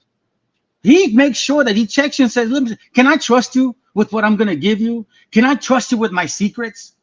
We see that in Sirach. Matter of fact, Sirach 4 here. Let me get it real quick. Hold on. And I don't typically do this here because, you know, I'm actually at the house today. My son, and you brothers that know me, my son, who's autistic, damaged himself really bad. And unfortunately, he had to go to the hospital. So, you know, I'm kind of here today. So let me give you guys an example of what that means, all right? See if I can find it, and I think it's right here. Because if I cannot remember, let's see, where are you at? Strive, deliver me, Father, fatherless, hold on fast, commit thyself, opportunity, refrain. Man, I'm kind of moving on the fly, family. I may not be able to find it, you know, but it just like literally it's telling you that the wisdom deals with you in a certain level, and then eventually, when she can trust you, she will reveal her secrets. Oh, there you go, Sirach 4. There you, bro, my brother. Oh man, thank you. It says here. Let me read it real quick. So it's 4:17. That's right. I had it there, and man, I'm glad. I just way went over it. Hold up. Bam, bam, bam. Give me a second. Let me close these things here real quick. Thank you, brother. Appreciate you very much, man. Let me go back here. Da da da. Here we go. Let me get the translation. Sirach. Bam. I had it before. I just kind of closed it because I wasn't. There we go, right here. So it says, it goes, Sirach 4:17. For at first she will walk with him by crooked ways, and bring fear and dread upon him. If you read Sirach 6:23 to 29, or 27, or 28, one of the three, it tells you what this means. If you really are, and you really are about the word getting disciplined, it talks about putting yourself through those shackles, meaning discipline. You're going to have to learn the ways. And that's if you go through the actual cleansing and the milk. And that's even if you get weaned from the milk. So there's a process. That's why the Bible talks about us being trees the whole entire time. And the tree takes a while to grow. And it takes really well-rooted, parts of itself, so then you can grow to be a strong tree. That's what it talks about. So Sirach 4:17. For at first she, wisdom, will walk with him by crooked ways, like us, like all of us that came from where we came from. We knew the Father at one point or another, and he guided us, man. We weren't always perfect, bro, but we were just, man, I know a lot, bro. If I look back, I could just say, bro, man, I know he was there for sure, because I should have been dead already. Anyways, it says, and bring fear and dread upon him through the understanding, through the examination. When you actually reflect on yourself and say, damn, I'm a piece of crap, bro. Damn, I've done this, I've done that, I've done that. Exactly. Then it says, and torment him with her discipline, because correction sucks. Nobody wants to get corrected. I don't want to get corrected, man. I'm not lying, bro. I hate to tell myself, fuck, I fucked up. Nobody wants to be corrected, but it has to be done. Then it says, until she may trust his soul and try him with her laws. The laws also include understanding, secrets, dark sayings, all of those things. So when you have people, that have a different interest, man, like, it's never going to come about that way.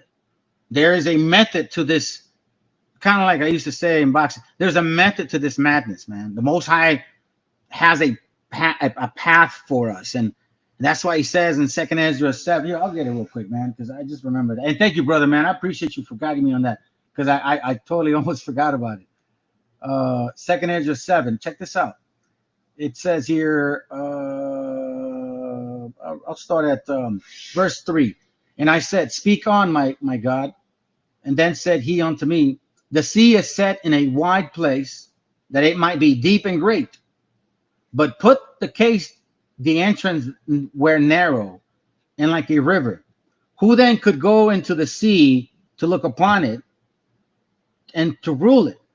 If he went not through the narrow, how could he come into the broad? The same concept of getting disciplined, going through the shackles, cleansing your mind, your spirit, everything, your old ways, the old wine in a new bottle ain't never gonna work. That concept, man, I put a video on what that meant. And that's a pretty deep example of what we're talking about. So again, if people want to really understand the scriptures and say, yeah, I'm all about it. Okay, sounds good, bro. So at any moment, when you get corrected like that in the middle of everybody, and you're supposedly teaching because you call yourself a prophet, and you get molested like that, it's because you're not even supposed to be out there. You got a lot of work to do within yourself. These camps want you guys to go out there and read all these kinds of books and teach other kinds of people before you can even learn about yourself. That's a probably perfect example.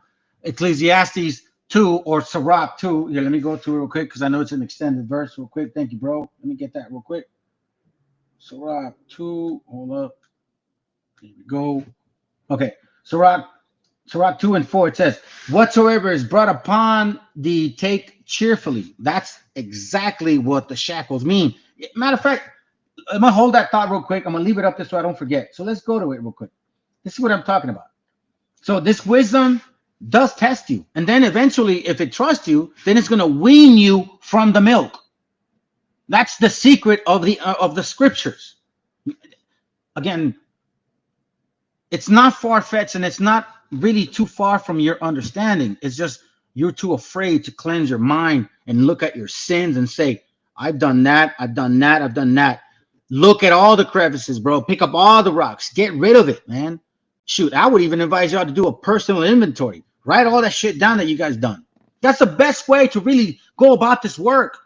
Because I tell you what, the Bible even said it. James said, I can show you my works I can show you my faith by my works. For example, if you tell your husband or wife, I love you, and that's all you do, waka, waka, waka, but you treat them like shit, that's not love. You show with works.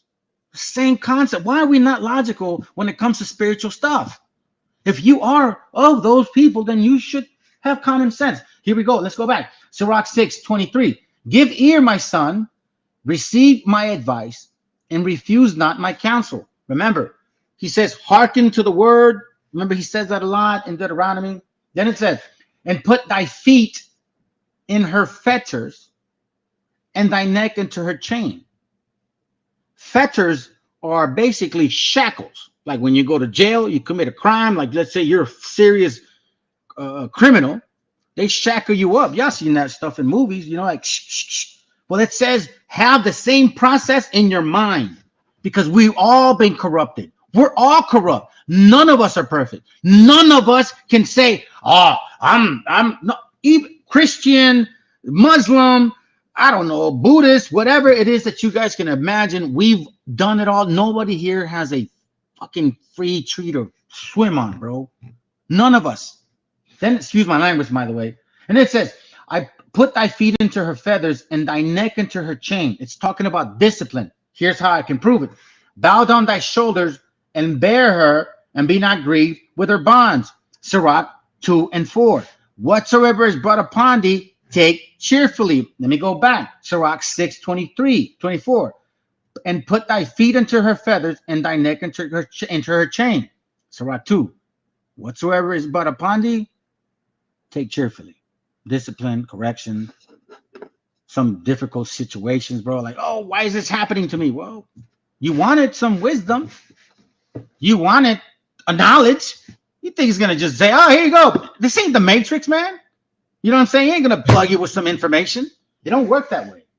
And it says, come on to her with thy whole heart and keep her ways with all thy power. Search and seek, and she shall be and she shall be made known unto thee. And when thou hast got a hold of her, let her not go. For at last thou shalt find her rest, sorry, I'm getting from a distance. And that shall be turned to thy joy. Then shall her fetters, shackles, remember, be a strong defense for thee, and her chains a robe of glory. So this concept of self-examination, this concept of, really going to work, really digging into yourself, because this is why the Comforter is. The Comforter is the book. It's not some dumbass individual showing up out of nowhere. Sirach 2:4. Whatsoever is brought upon thee, take cheerfully and be patient when thou art changed in a low state, because you're going to go through that. Correction is not fun. And stuff's going to happen. I mean, if you knew what happened to my son, I wouldn't believe it. Some horrible shit.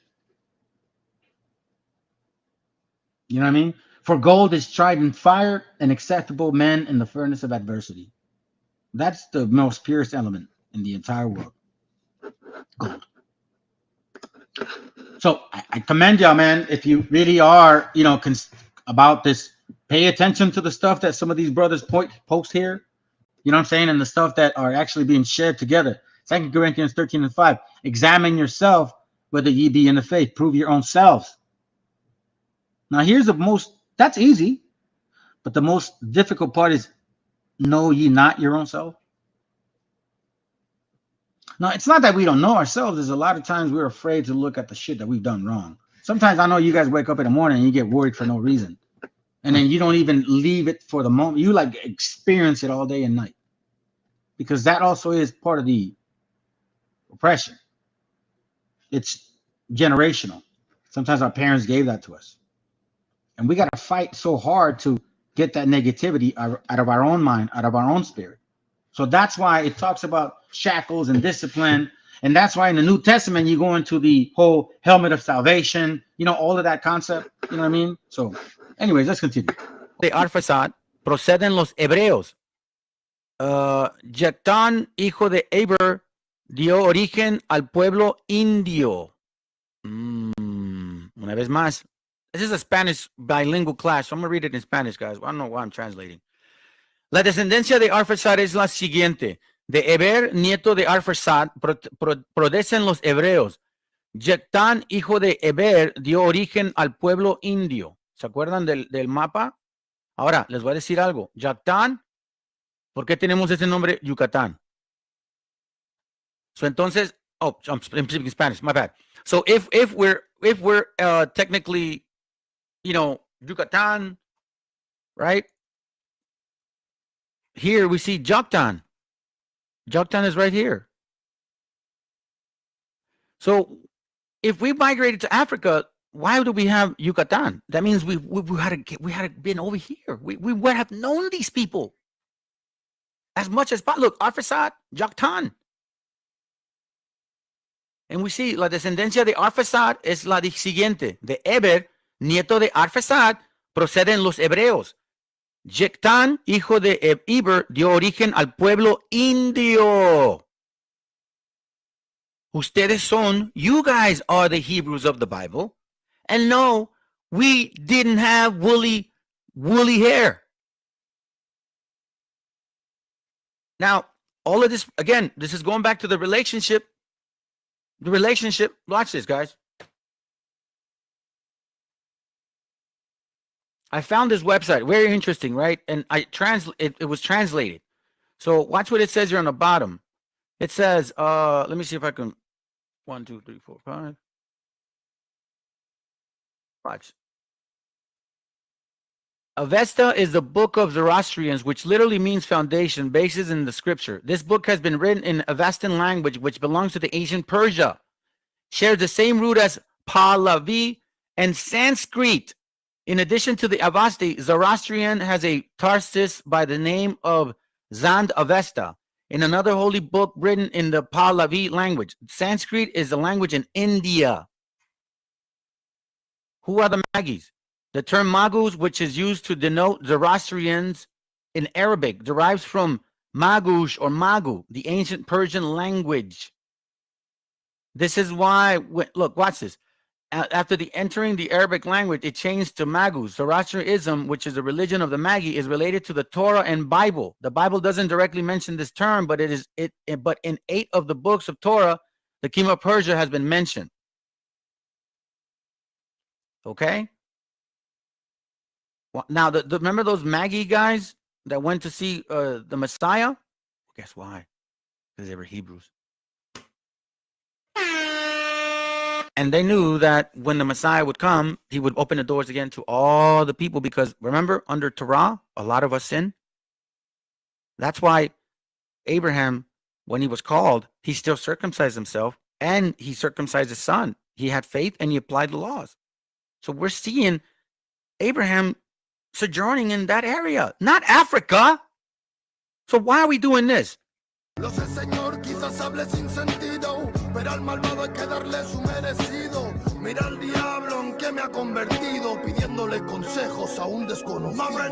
Why are we doing that?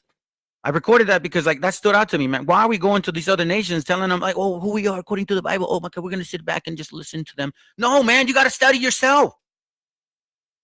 Because I've been doing that. And this is why I'm finding these things. Watch. This is from the Great Migration. All right. Let's see if I have it here. Give me a second.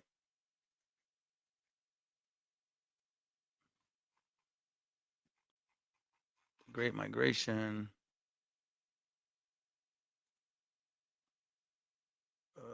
maybe I have it in my Facebook account. I'll find it after. Let me at least skip it because I don't want to waste too much time. Okay, this is a long class. Watch this real quick. All right. Nah, you know what? I need to find it. Because it relates. So watch this real quick.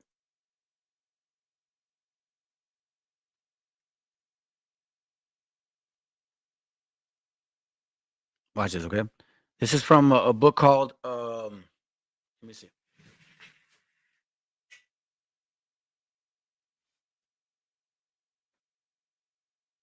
Give me a second.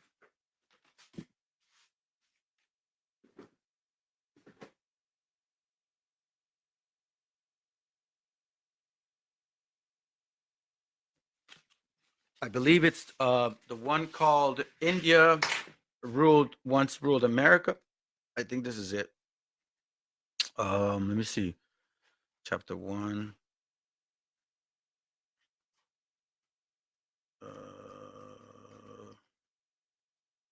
No, it's not it. No, not this. Yeah, I think it's this one. It's from Heber Pass to Grand Kivara, MH, New Mexico, and Bobo Kabiri. It's from Gene Matlock. So look up the word When India Ruled the World. When India Ruled the World by Gene Matlock, okay? Then it says here, watch what it reads. Again, I'm making a connection. The history of the Jews, the Jewish scholar, theologian Flavius Josephus wrote that the Greek philosopher Aristotle said these Jews derived from the Indian philosophers. They are named Indian Kalani. Solis wrote, the Jews descended from the philosophers of India. The philosophers are called India Kalanians. The Syrians, Jews. So the Indians called us Kalanians. The Syrians called us Jews, okay? Then it says here, the name of their capital is very difficult to pronounce. It is called Jerusalem. It's because it was spelled like H, J, or Harazalium, something like that. Okay? So look at this.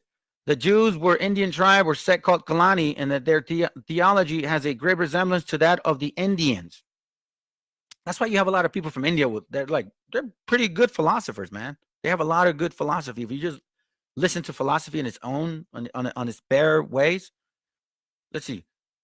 On medieval maps, you'll see India superior on this side of the world. Wow. No, actually, man, you know what? You on point with me, brother. I appreciate you. Because you always mention stuff that I'm about to touch. Watch this. I'm gonna show you this real quick. Hold on. Watch. Let's see. Hold on. Where are you? Is it here?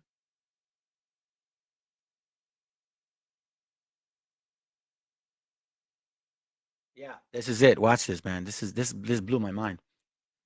Remember, I'm making a connection to Abraham. It says Hindus reached America first. This is what the official historians of the Mexican government says in general outlines of the history of Mexico.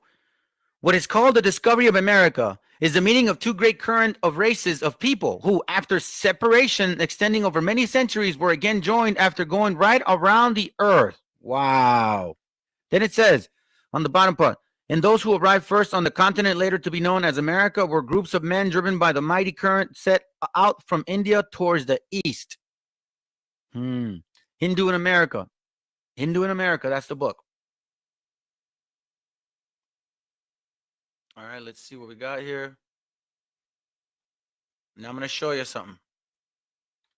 This is why when he said that he found India, or he thought he was in India, is because we resembled them a lot. And the people over there. Okay, watch this. I don't know why it's taking. There it goes right here. Look at this. Joven India Gallón de El Cerrito. You see, black people here with that. Oh, you see, she's a so-called black woman. No, dummies. She's not. Why? Because she has dark skin, her hair straight.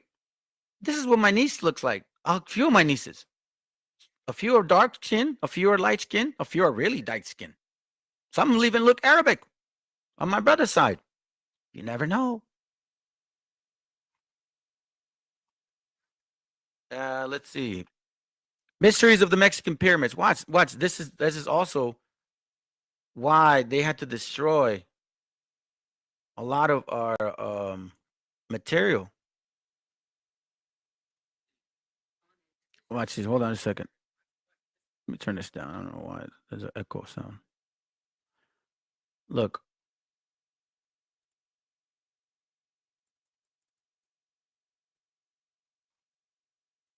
Look at that. Renditions of Maya reliefs are strikingly similar to the motifs of the Buddhist countries. The sun, the tree, the serpent are the three most sacred symbols of the Buddhist.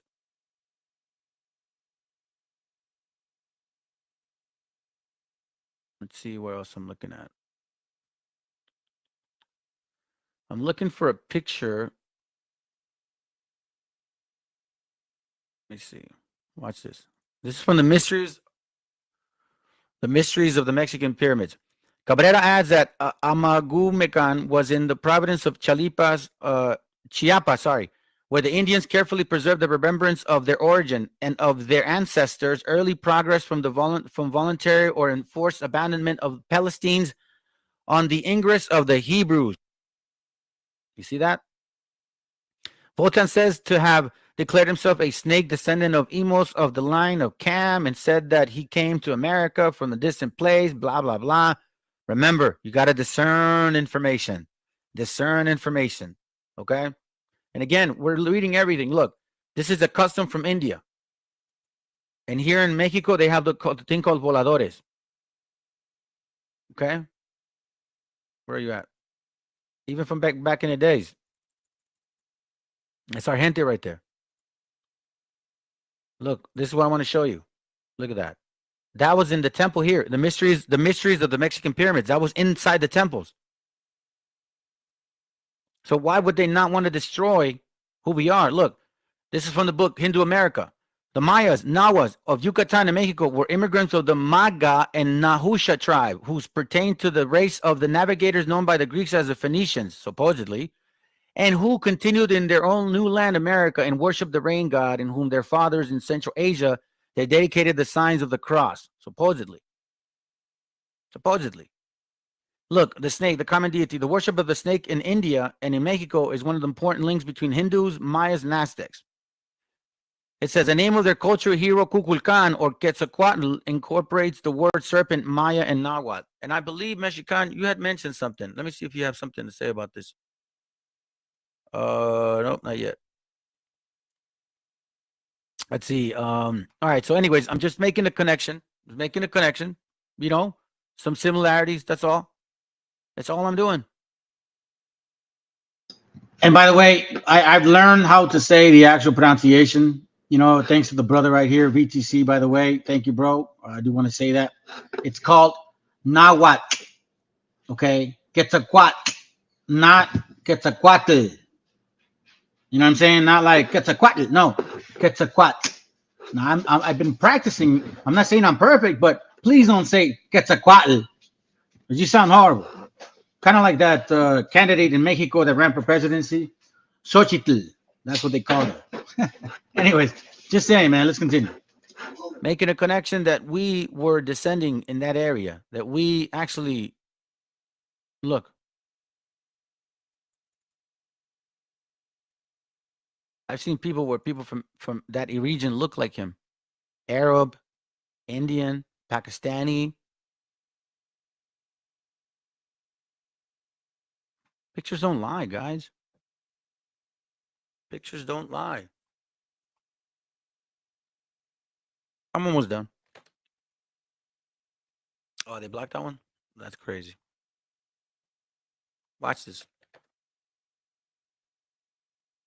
I have two more to show you, and then that's pretty much it. Oh, and then I'm going to do something real quick at the end, guys. I'm going to play a video because I have something to show you, okay? So you guys can stick around. It says here, so I have another maybe 30 minutes. Most people think that Phoenicians as a tribe of sailor traders inhabited what's called now Lebanon, right? Okay, so let's continue. Watch this. The Spaniards called the land of Ram Uri Chihuahua, pronounced as Shivava by the natives themselves. In Sanskrit, Shivava, Shiva's temple, according to Hindu religion scholars, Ram and God Shiva were once the same deity. So Shivava. Okay. Now watch this.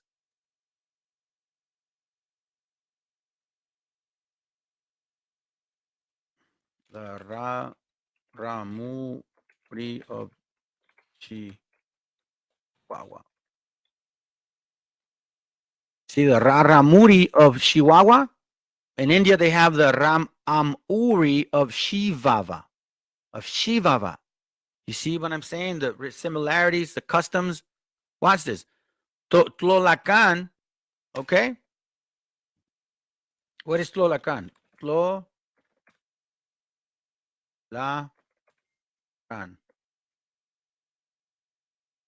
Tlolacan is described as the several Aztec codices in the paradise, right? So watch this. Tlo is a word being used where? America, South America. Here and here.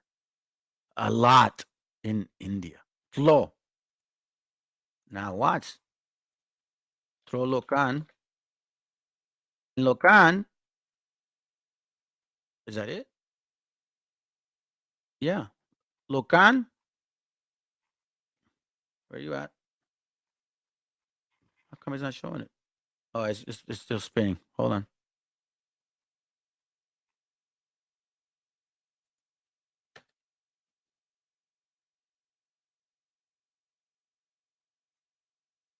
Anyway, it's not showing it. Let me see. I'll do it this way. There goes. Locan. Surname. Surname distribution map. You see that?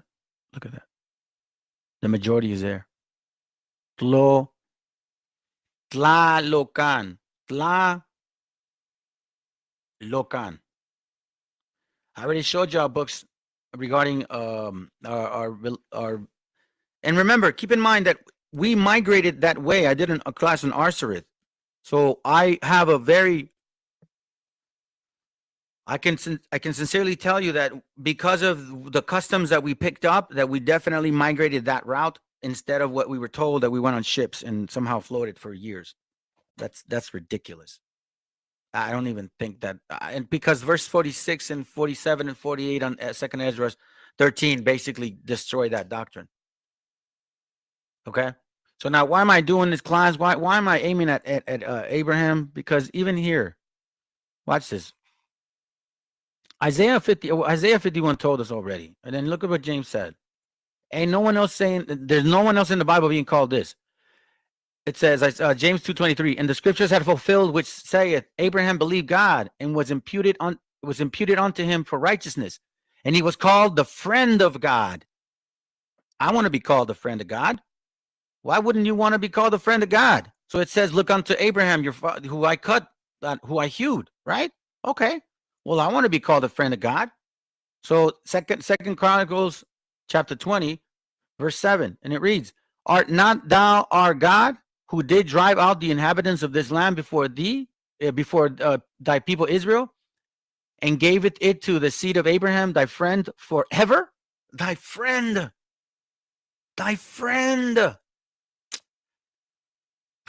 Wisdom of Solomon 7. Watch what it reads. Verse 14. For she is a treasure unto men that never faileth, meaning wisdom, discipline, instructions, which they that use become the friends of God, being commanded by the gift for the gifts that come from learning. Verse 27. And being but one, she can do all things and remain it in herself, and she make it all things new, and in all ages entering into holy souls. She maketh them friends of God and prophets.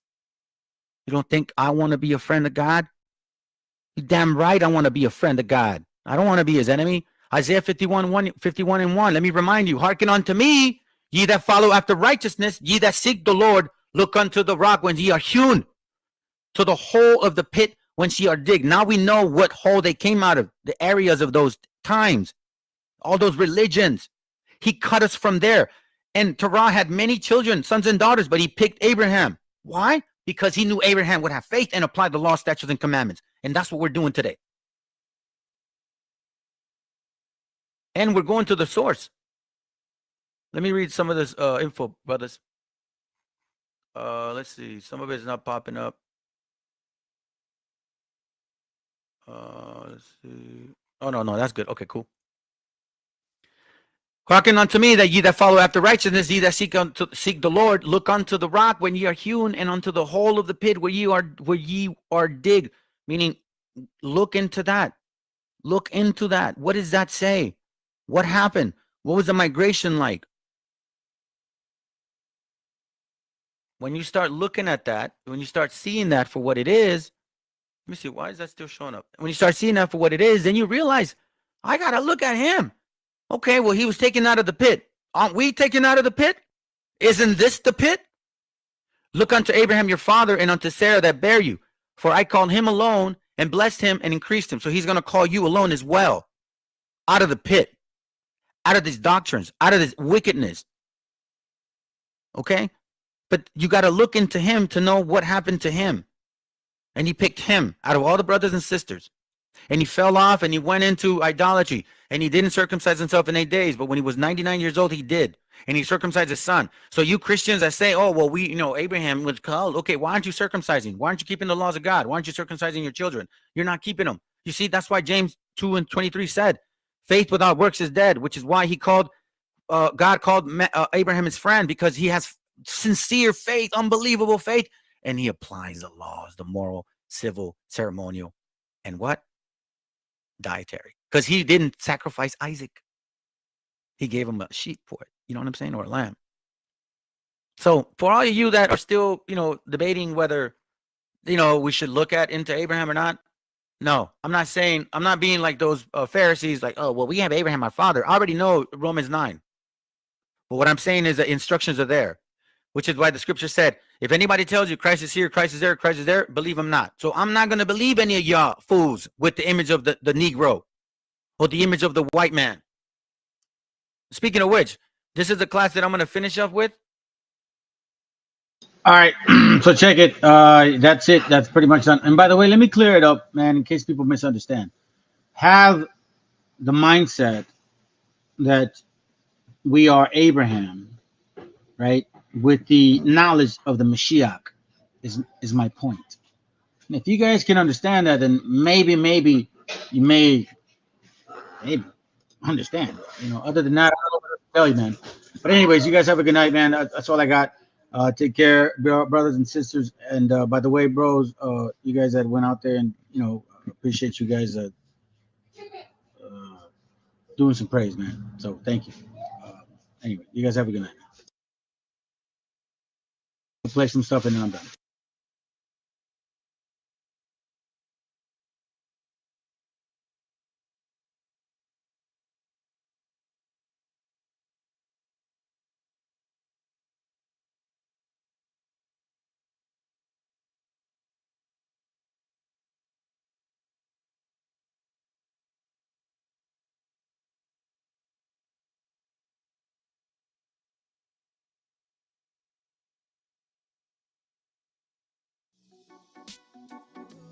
Se ve tan mal cuando miras a otro lado, los fantasmas del pasado no se detendrán hasta verte derrumbado. Peores lo hemos pasado. Andaba a golpes con la tristeza, me aportó riqueza, me otorgó sabiduría, pues se dibujaba en todas mis piezas. Yo con alegría le daba color después. La aguja sigue girando, tiempo parece se burlar de mí. Dijo que sanaría esperando, pero creo que la espina aún sigue ahí. Con los dedos no voy palpando. Cierro los puños, escapa de aquí.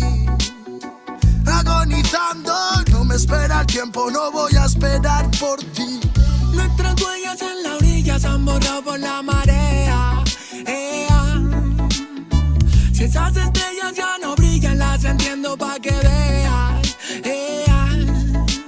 Sea donde sea, bajo la tormenta o dentro de la odisea, donde arañas cubren el cielo de tela, los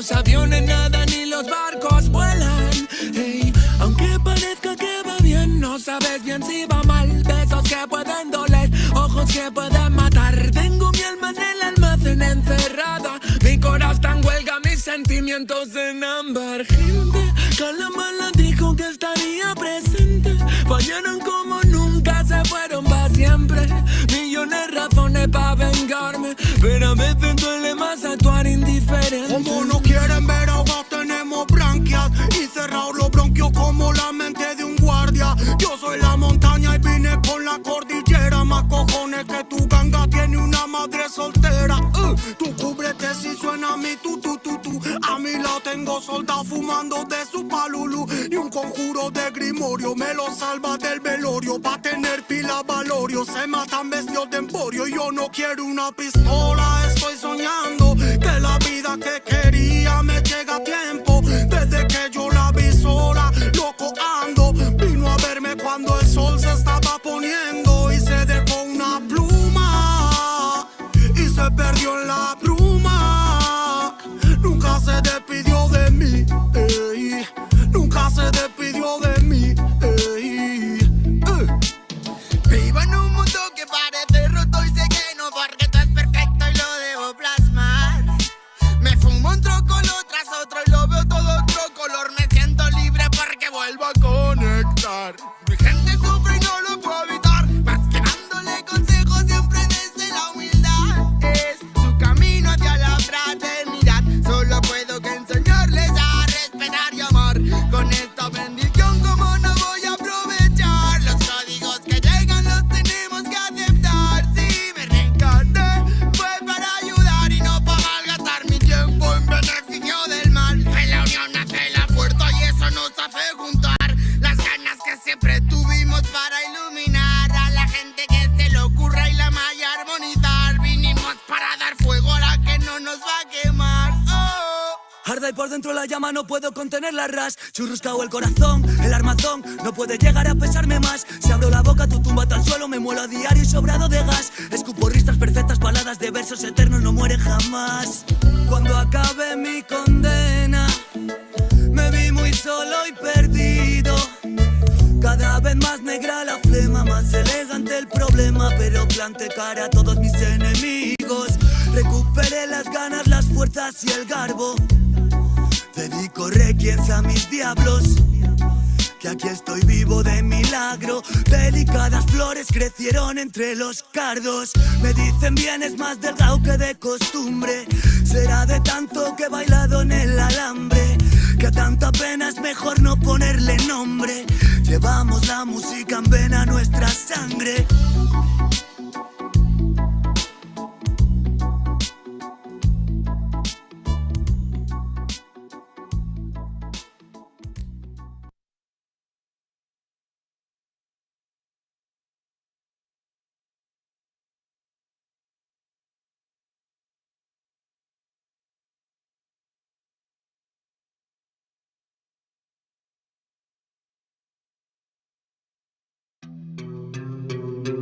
Yeah. Oye, es nada más y nada menos que el motherfucker Blasio Mike de Plaza de Kings. Estos bebés son Big Papo, no sean rebeldes, deja el revolú. Yo no me quede, yo me hospede junto a Belzebú. No me remete, plebe, no soy leve como tú. Si hay algo que no muere, eso es el hip hop Perú. Y pa' estos pericos te traje una chica perica. Atrás te voy a mostrar como dos monstruos rap trafican. No trate ni trepe, solo trote, señorita. Treque, donde la sangre salpica. Se aplica, te explica, replica. ¿Pa' qué? Aplica, practica, suplica. Con fe a mi perro quita, yo lo mataré. Tu madre llora y canta, jalabade, flow peregrina, chivolo propina, ina, hacen base, mejor coja vaselina, no imagina, mi vida fuera de una esquina, yo solo quiero más chavos pa' comprar más chilindrina, gira, que somos puros animales rompiendo de todos los cristales, repete señales que a ti no te sale, ¿qué pasa compadre? Somos naturales, voy a llenar todas las editoriales, rate de mi huevo pa' los tribunales, tú eres un antianal, yo experto en artesanales, yeah, se me afaga la cimaita, sopló.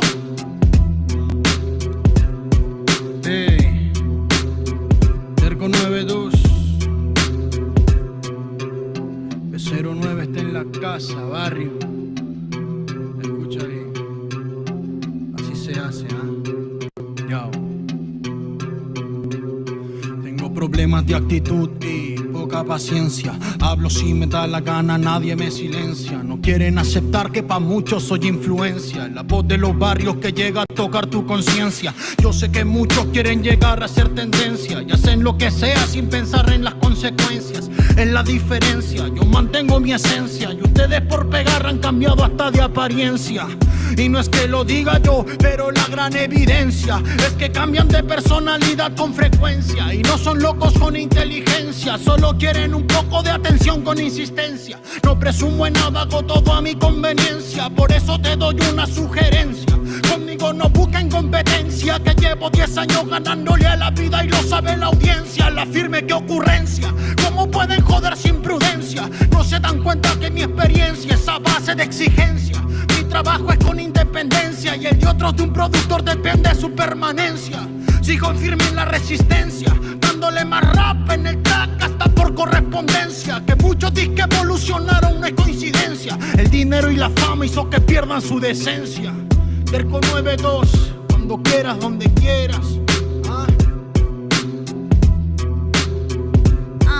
¿Cómo? Sí. He aprendido a sobrevivir de las maldades, comprendiendo que nada es como tú sabes. Va a decir verdad, la lucho a diario. No me critiques, no me justifico, siempre hago lo que predico. Soy de barrio y rico en talento. De una me sacan por mi forma de ser y mi acento en el yauca. Mi gente la está rompiendo por ser parte de este movimiento.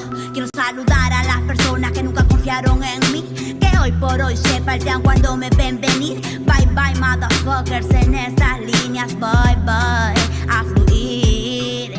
Déjate llevar como hay people in the street. Yo. Déjate llevar como hay people in the street. Hey, hey, hey, oh, yeah. Hey. 1, 2, 3, 1, 2, 3 es la torita aquí en la casa, primo.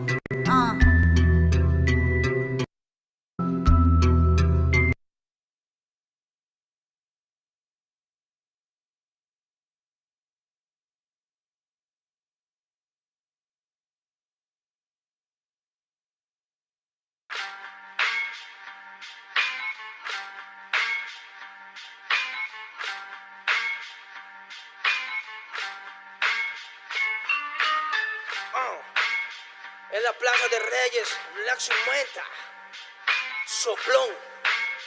Yeah. ¿Qué vas a saber? ¿Qué vas a saber tú? Oye, chibolito, faltóme. Pulpín de los pulpines, batería de Rapunzel, de rapeos, de raptos, de lagartos en cuartel. Cualquier la pega de cruel con un viejo coronel. Soy flojo, se me antojó dormirme en el laurel. Elevé mi level con un label y un Faber Castell. Ya un papel, lo empape con sangre de todo aquel que se jura Nobel y no ve mis trenes en la riel. What's up, man?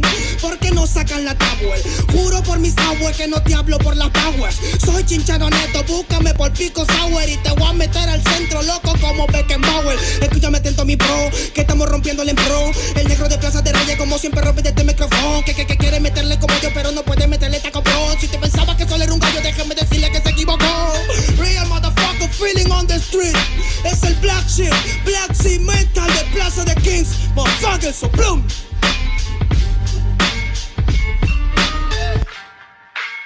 Dinero Luigi, man, desempeño en la victoria para que sepa.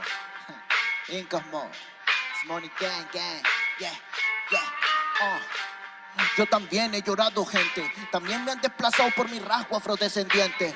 Sí, un perro no habla pero siente. Cuento historias callejeras pa' barrios de delincuentes. Soy un perro que te ladra, que te muerde y que te huele, nene. Soy más que Lene, ustedes para mí son pelele. Con mi jauría todo el día en busca de los cheles. Tengo un perro en fiscalía que nos mueve los papeles y otro en la comisaría para evitar el susto. Muchas veces me han llevado por solo como luzco. Perdón, madre mía, si yo le causé un disgusto, pero en esta vía yo crecí rodeado de perros chuscos. Yo sé que me quieren ganar, yo sé que me quieren tumbar y no pasará porque soy de verdad. Está súper refina la Dodo Style, metido en latina aprendiendo un style. Yo tengo el style, no mido la raza del perro, yo mido por la lealtad y yo soy leal. La calle te enseña lo que no te enseña la universidad. Saliste ese peña aquí con una seña te tiran para atrás. La calle limeña aquí nadie la tenía, ya nada es igual.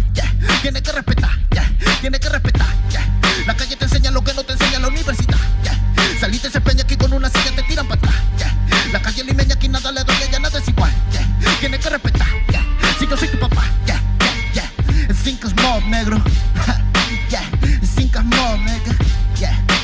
Luigi, man.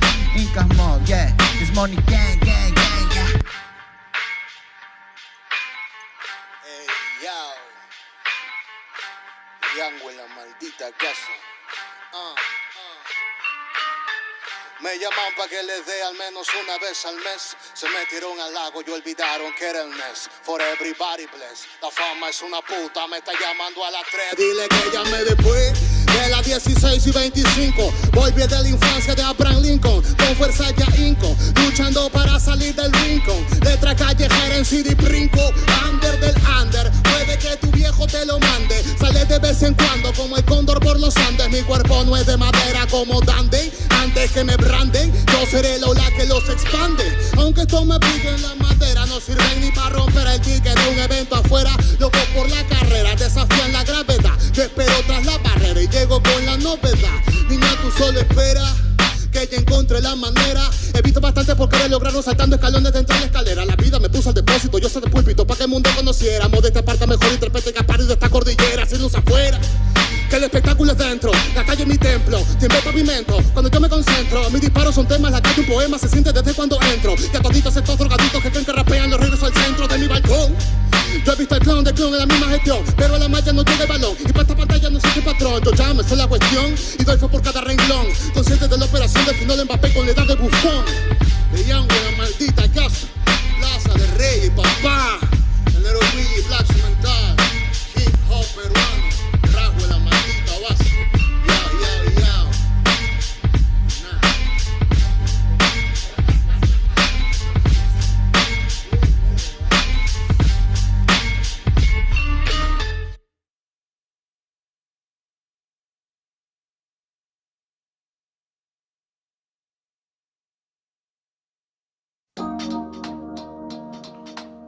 Yeah, man. Respect and love from the world, nigga. Show them. You nigga on a microphone. Can't I sit in number 15? Rock you on the studio. Bomba, claro. ¿De qué manera sufre el alma cuando alguien se va? No hay medicina que cure esa larga enfermedad. La vitamina de la vida en esta sociedad es tan divina que por nombre tiene libertad. Libérate de la mentira que está por llegar. Mide tu orgullo antes de empezar a hablar.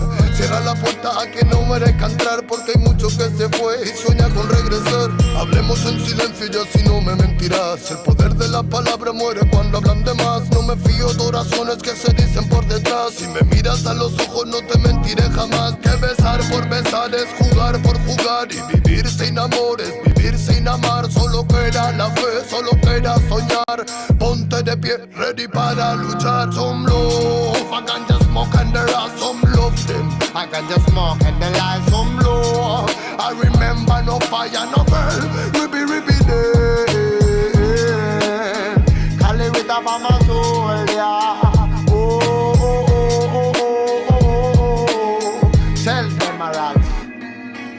¿De cuánto tiempo hablamos cuando hablamos de querer? Si la mitad lo malgastamos solo en comprender. ¿De qué manera es más fácil aprender? Que nacemos para ganar y morimos al perder. No puedo dejar de animarte, que cuando te caigas debes levantarte. Llegué para contarte que no todo artista muere por su arte. Traigo el honor de un humano con valor que utiliza poesía para respirar mejor. Escribo prosa para vengar al amor y recuerda aquella rosa que tiraron al contenedor. ¿Dónde se quedó el amor? Hey, I no voy a sitio on no microphone forever never.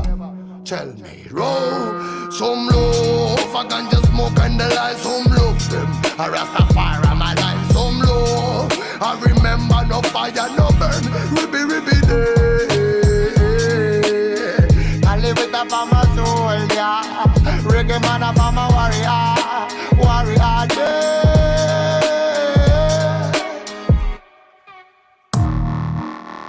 Not a really thing. Oh, yeah man. Y se piensa que la música es un juego, lo lleva claro, hermano. Desde España, international, bomba clack you, Lego. Not really easy. No. Tuning on a microphone. Hey, tell us any tree. Tell if I'm a rasta, feeling on my sin. Hey, more love.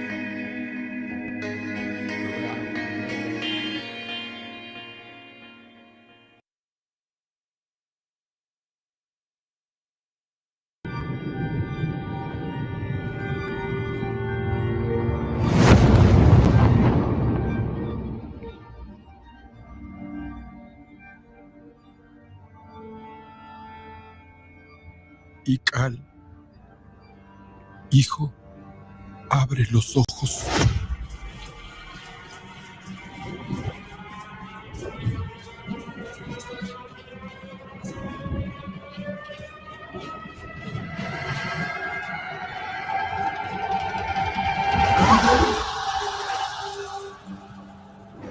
Tu cuerpo se queda con nosotros, pero tu espíritu debe seguir.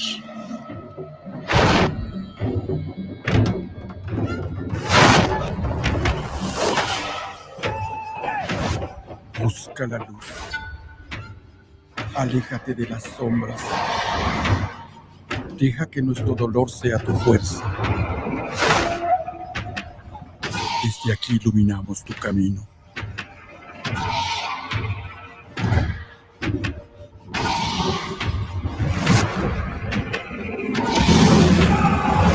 Lucha como nosotros ante esta pena tan grande.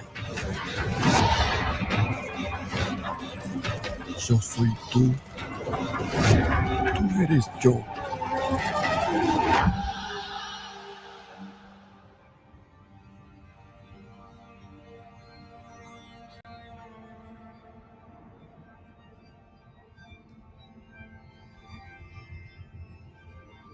La muerte que hoy nos separa, mañana volverá a unirnos. Eres libre, hijo.